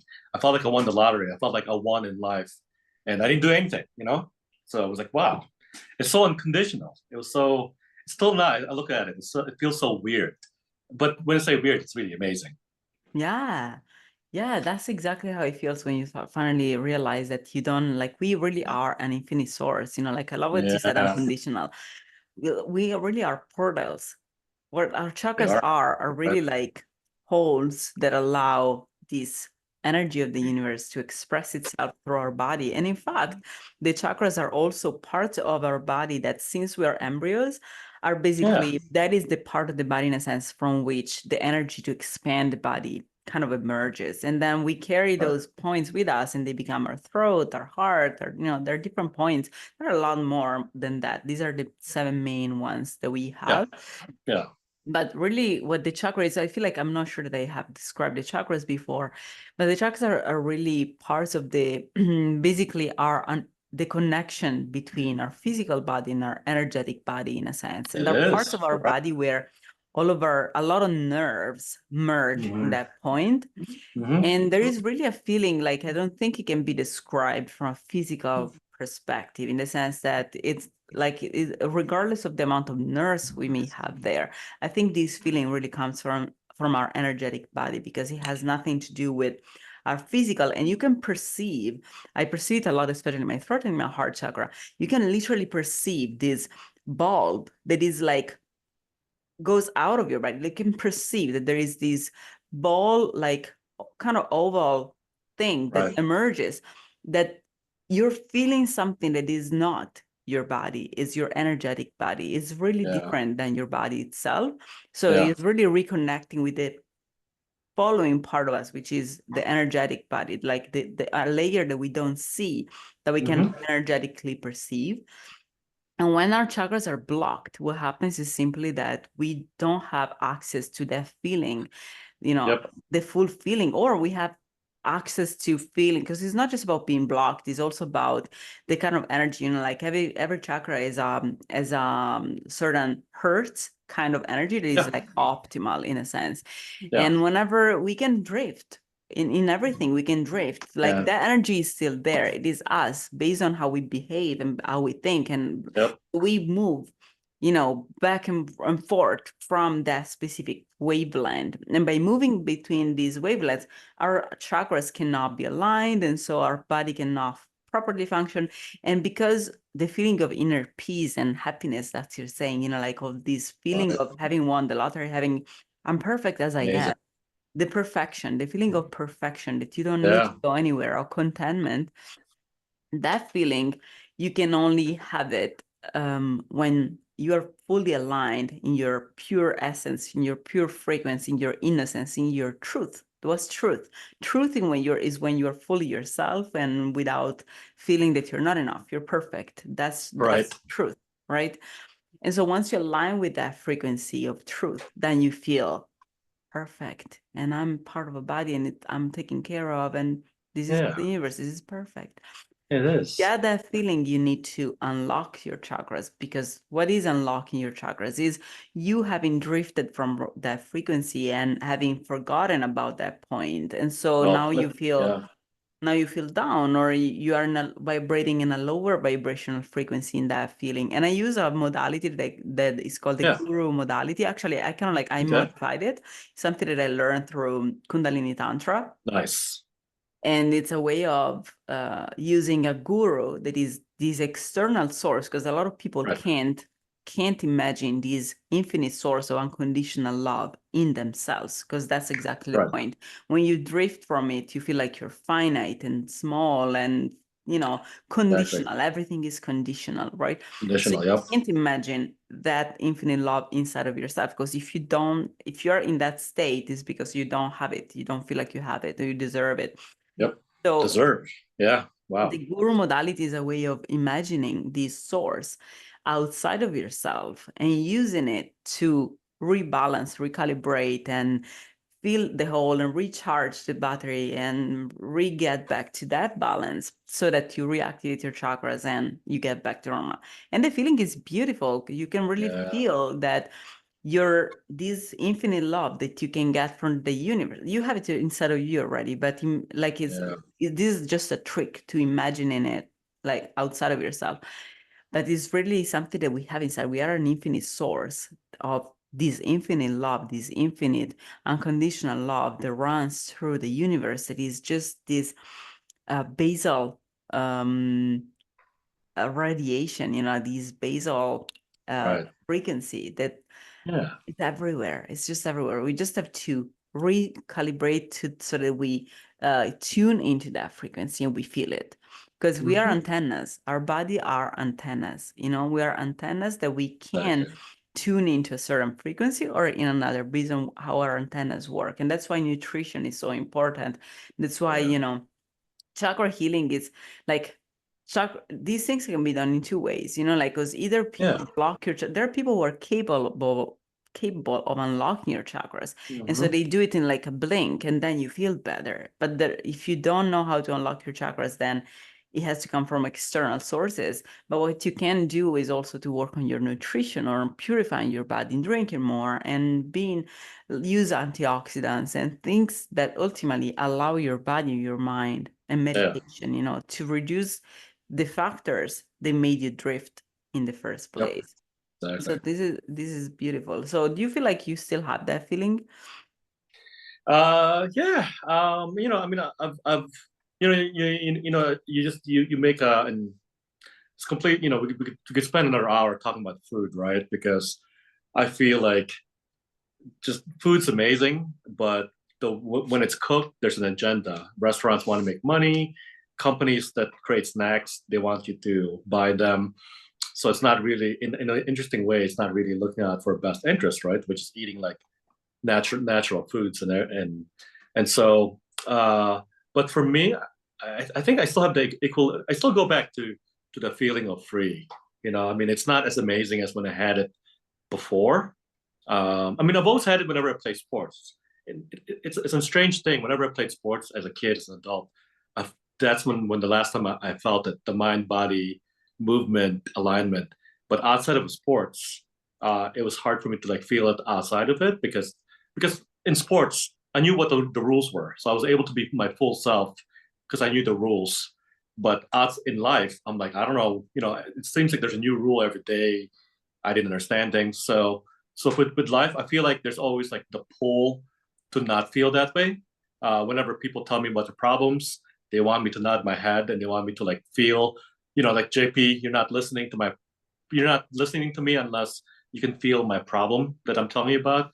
So there's that pressure to be more clairsentient and be, empathically feel their problems. So and that's just life, right? Life on Earth. But to answer your question, my equilibrium, my center, I always go back to it. I always go back to that feeling of freedom, myself, and just balance. I don't know.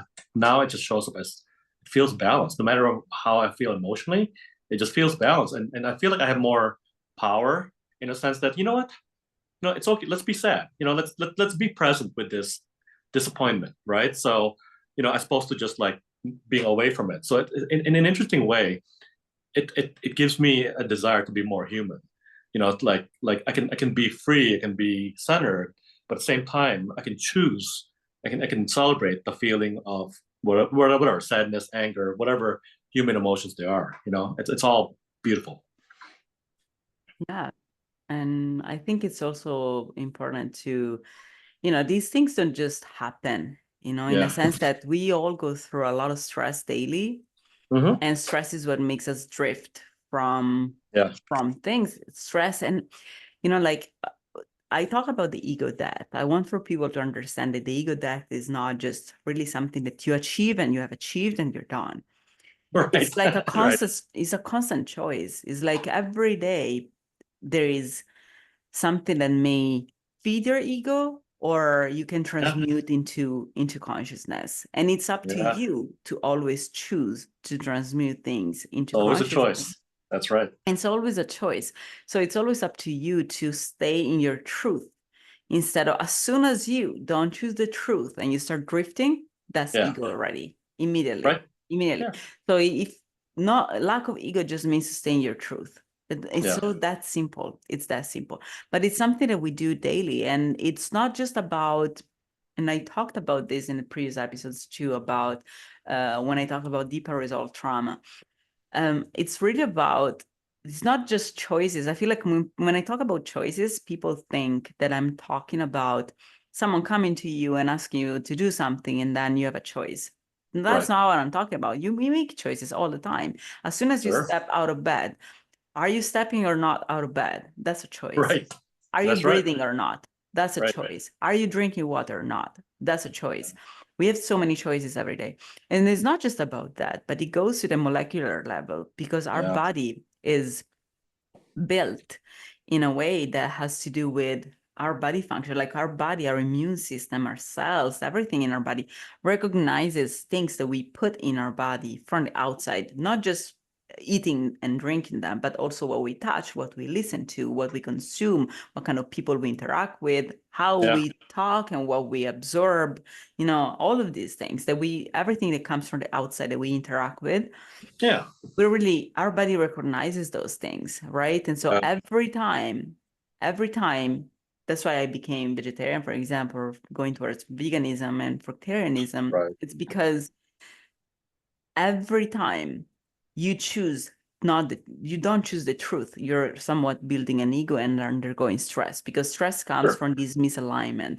So if you're like, I really love animals, but then you eat an animal, then your body's like, wait, this is not in alignment with Mm. what you're saying. So these two Hmm. things are misaligned. And so Right. once you misalign, you're choosing a lie. You have to choose a lie, because otherwise your body, how you will vomit the meat you just ate. And so for you to digest it and to absorb it, you have to tell yourself a lie. Your body has to tell you a lie. You have to misalign. And so that's a choice. So what is your choice? Your choice is to stay aligned in your truth or to not stay aligned. And you can also say, I hate animals, and eat them. And you still Sure. eat, like you like, Right. so there's not just one truth in the sense of like one way of being. It's just a way of being, like, what kind of person am I? Like, what is this Yeah. truth with myself, you know, like Oh, what kind of yep. person am I? And so obviously for a lion, like eating a gazelle is normal, right? And that's its truth. It has to eat a gazelle, right? But if the gazelle will suddenly start eating eating meat, that will not be its truth, because Not the its gazelle is truth, not right? built to eat Right. meat, right? And so it's all about staying in our truth and understanding that we need to choose our truth all the time, and All our the time. real truth, not the Yep. truth that we want to portray in society, not the truth that we would like to have, not the truth. And some people in this lifetime, they are carnivores and they have to eat meat. You know, some people are not carnivores, and if they eat meat, they I suffer, feel bad. right? So, and it depends a Yeah. lot on your teeth, for example. Like my Right. teeth are not, like I don't have canines that are very protrudent, because I'm not a carnivore. I'm Oh, omnivore interesting. going towards Yeah. fruitarianism, and that's exactly Yeah. what I'm doing. But I'm not an herbivore either, because herbivores have different kinds of teeth too. You know, like you can see Yeah. how a cow's teeth. You know, like Right. right. So Versus the our lion's teeth teeth. Yeah. our Yeah. teeth are really the reflection of our brain development. And so different people have different needs, and that's their truth. The problem is whenever we put an ego on top, because then the ego, Sure. and even people who are narcissistic, what is narcissistic? Narcissistic is someone who pretends, who defrauds people all the time, who pretends to be different and puts on top an ego for people to believe in that lie and to get the bait and be abused. If they were just themselves, they will just be predators. I'm just a predator. But you can't go in a farm and say, hey, cow, I'm a predator. Let me be. Right. All right, so Like they get what they want. Yeah. in a society where we're all together, and where society Yeah. creates this fictitious reality so that everybody can coexist, Yeah. then people get confused. And instead we need to start realigning with our truth. And that is going to be the best way of really living, because then everybody's gonna have their own thing in their territory, in their understanding of their function in the world and what they need to do. Because people with different personality types have different functions in the system, because they can be used in different ways, and they can be by the body we're part of, right? They can embody different kinds of functions. But once we align with their truth, we stop becoming toxic to the system we're part of, and we start becoming parts of it, and be like, okay, We this help is heal who it. I am. This is who I am, and this is what I'm supposed to do. And this has nothing to do with, ego or what society wants me to do. It's just my purpose. It's just Yeah. kind of alignment. And instead, we live in a society in which people are often convinced or oppressed of having to fit into different roles, like Right. especially like healers have been persecuted for a long, long time, and Yep. like this comes from the fact that they were a threat to the establishment. Exactly. They were a threat Exactly. to It's a power thing. Yep. the farm itself, right? And so they were a threat to the powers. And so because of that, they've been persecuted. But this is a form of oppression, and that's why there's been so much suffering in the healing community and for healers and for society, because we are the immune cells of the body. We are the immune system of the body that heals and cleanses from parasites. We're really the immune system. And so if the immune system is constantly scapegoated, the cancer grows, and so that's really what has happened to this is why society is so in the matrix, and because the healers have been persecuted, and so our society is being allowed to be overturned in its balances, in its homeostasis, by a cancer that pretends to be the body and tells everybody to behave in ways that are against them. That's really what has been going on. And that's why I'm really now working on giving back to people, the healers, because it's just I'm glad you're like, doing that.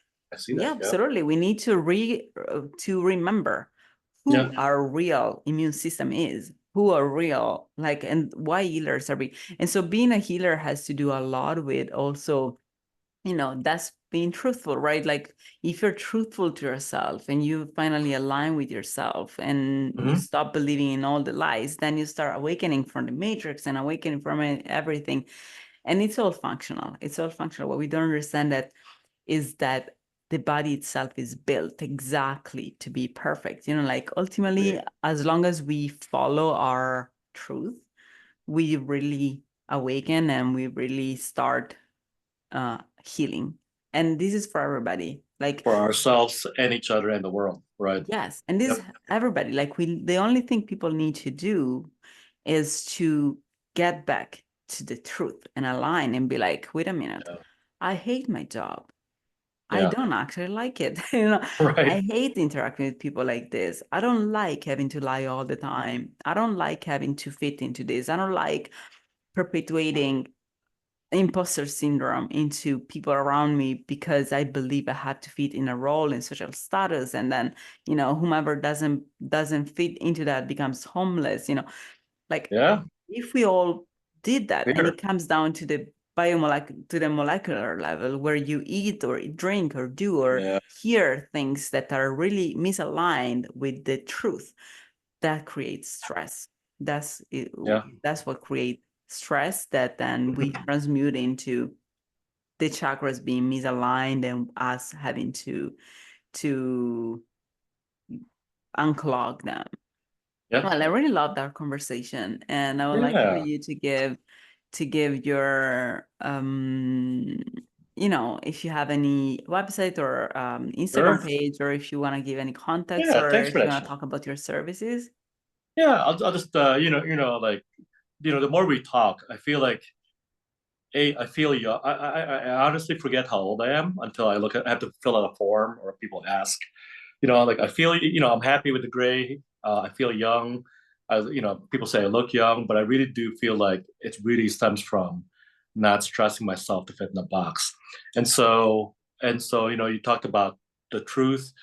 For me, I think one of my biggest gifts to the world is to do some energy reading on where they are, and energy reading where their truth wants them to be, and because we're all drawn to our truth, right? Like subconsciously we're heading that way, but sometimes we don't know. Sometimes we need to like do our own journey. So basically I do energy reading on their truth, energy reading where they are. And there's other factors that affects the disconnect between the two. It could be past life trauma, it could be uh, traumas in this life, it could be expectations, parental programming, religious programming. So I do all that, and then I apply some, trained shamanic healing to help de-energize what's causing the imbalance, right? So, and I'll tell you one more thing, and I'll tell you a website. There's if you believe in spirit guides, there's we have a lot of helpful spirit guides, but to me, sometimes spirit guides are like parents. They they were given to us by our family when they're young for our survival, or we recruited them for our survival. But then at some point, we don't need them anymore. So we need to let them go, or we need to reassign them a new job, right? So I also work with spirit guides. And so yeah, and my website is empoweryoursoul.org, empoweryoursoul.org. And it's really just getting in touch with our soul purpose, our soul feeling, and allowing that to empower the rest of our lives. So thank you, Nancy. Thank you for that plug for my business, for my purpose. Of course, of course. I want for people to find you. And like, I Thank love you. this thing to do with the spirit guides as well, because it is true that, you know, as everything, there are certain things that serve certain parts of our lives and certain parts of our development, and then we need to let them go and move on and Yeah. change, because otherwise everything can become a hindrance. You know, like, everything Yeah. can become something that pushes you forward and that helps you have your purpose in the world, Yeah. and a hindrance, because again, we need to keep walking, right? We need to keep walking, Yeah. and not in an ambitious egoic kind of way, but in a shedding away my ego and healing and understanding my real purpose kind of way. Yep. So once you do that, it really, there are players at every phase that help you, and maybe angels, maybe spirit guides, Yeah. maybe a lot of it comes from, like, even from people around, you know, like at every stage. Exactly. I'm sure you all had people that in some way, sometimes it was a teacher, sometimes it was a friend, Yeah. sometimes it was the aunt of Exactly. your friend, you know, like, Right. and there's always those people that in some way become our guides, you Yeah. know, in different ways, both spiritually and in a lot of different ways. So it may be a materialistic, mundane way of guiding us, and also a way of making us keep going in this vessel that we're part of. And we need to let go of people and of guides, and as much as also of spiritual Yeah. guides and also ancestral Yeah. You got it. ancestral things that we need to let go of for us to keep And moving. Every and phase and is different. and you speak to, you know, there's always a spiritual cause. There's always an energetic cause to pain, physical pain. And one thing I like about what you're doing and what you spoke to is you spoke to the intelligence of our body, our built-in intelligence, built-in balance. As long as we feed it the right thing, as long as we treat our bodies well, our mind, body, spirit. As long as we're in that balance, a lot of the wisdom is within us already. So so yeah, I think what you're doing, what I'm doing, what other people are doing, our healers doing, it's really just empowering our body to be able to know how what's best for us. I'm gonna say best, what's most balanced, right? Like I hesitate to use the word best because it sounds like a perfect thing, but it's really what's most balanced for us in order to like function, in order to be ourselves, to be happy, to walk our path. So I'm glad you touched upon the intelligence of our body as it is, and learning how to nurture it, in order for it to be awakened and be balanced. Yeah, absolutely. Absolutely. Thank you so much again for being here. And I Thanks, hope you guys Nancy. My enjoyed. pleasure. I hope you guys enjoyed this episode. And please find him at his Yes. website. I'm gonna put all the links in the description as usual. Yes. And I hope you enjoyed this chat that we really went through so many different topics. And I feel like it was very important, especially from perspective of giving people different kinds of trails to follow from wherever they're at, especially if they're part of these cultures that are very conservative and very, tend to really scapegoat our true self, our inner self, in ways that they don't, our parents, our grandparents, our ancestral lineage didn't understand that they were actually causing us harm even without wanting to, in a sense. And at the same time, then we need to refine ourselves and we need to re-understand that everybody acted through love and it was all a way to protect us, in a sense. So it's like all of this, like it's all about trauma and healing and all these cycles that have to do with especially decisions that we have made, in a sense, like all these decisions as kids that we don't have power to make, changing country Right. and Exactly.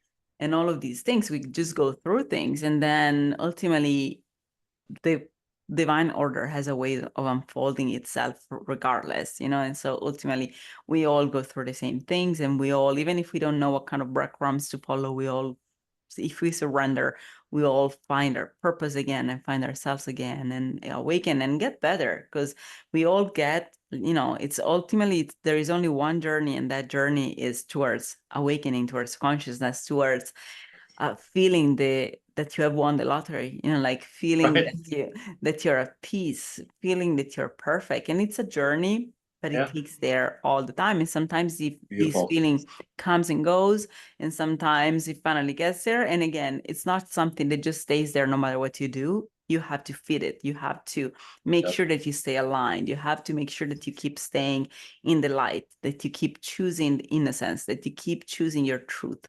And once you do that, that's how you really keep staying aligned all the time. Meditation and nutrition and yoga and a lot of different kinds of practices allow you to really do that. And that's why I called my method the 360 Holistic Method, that you can find on my website at 360holisticcoach.com.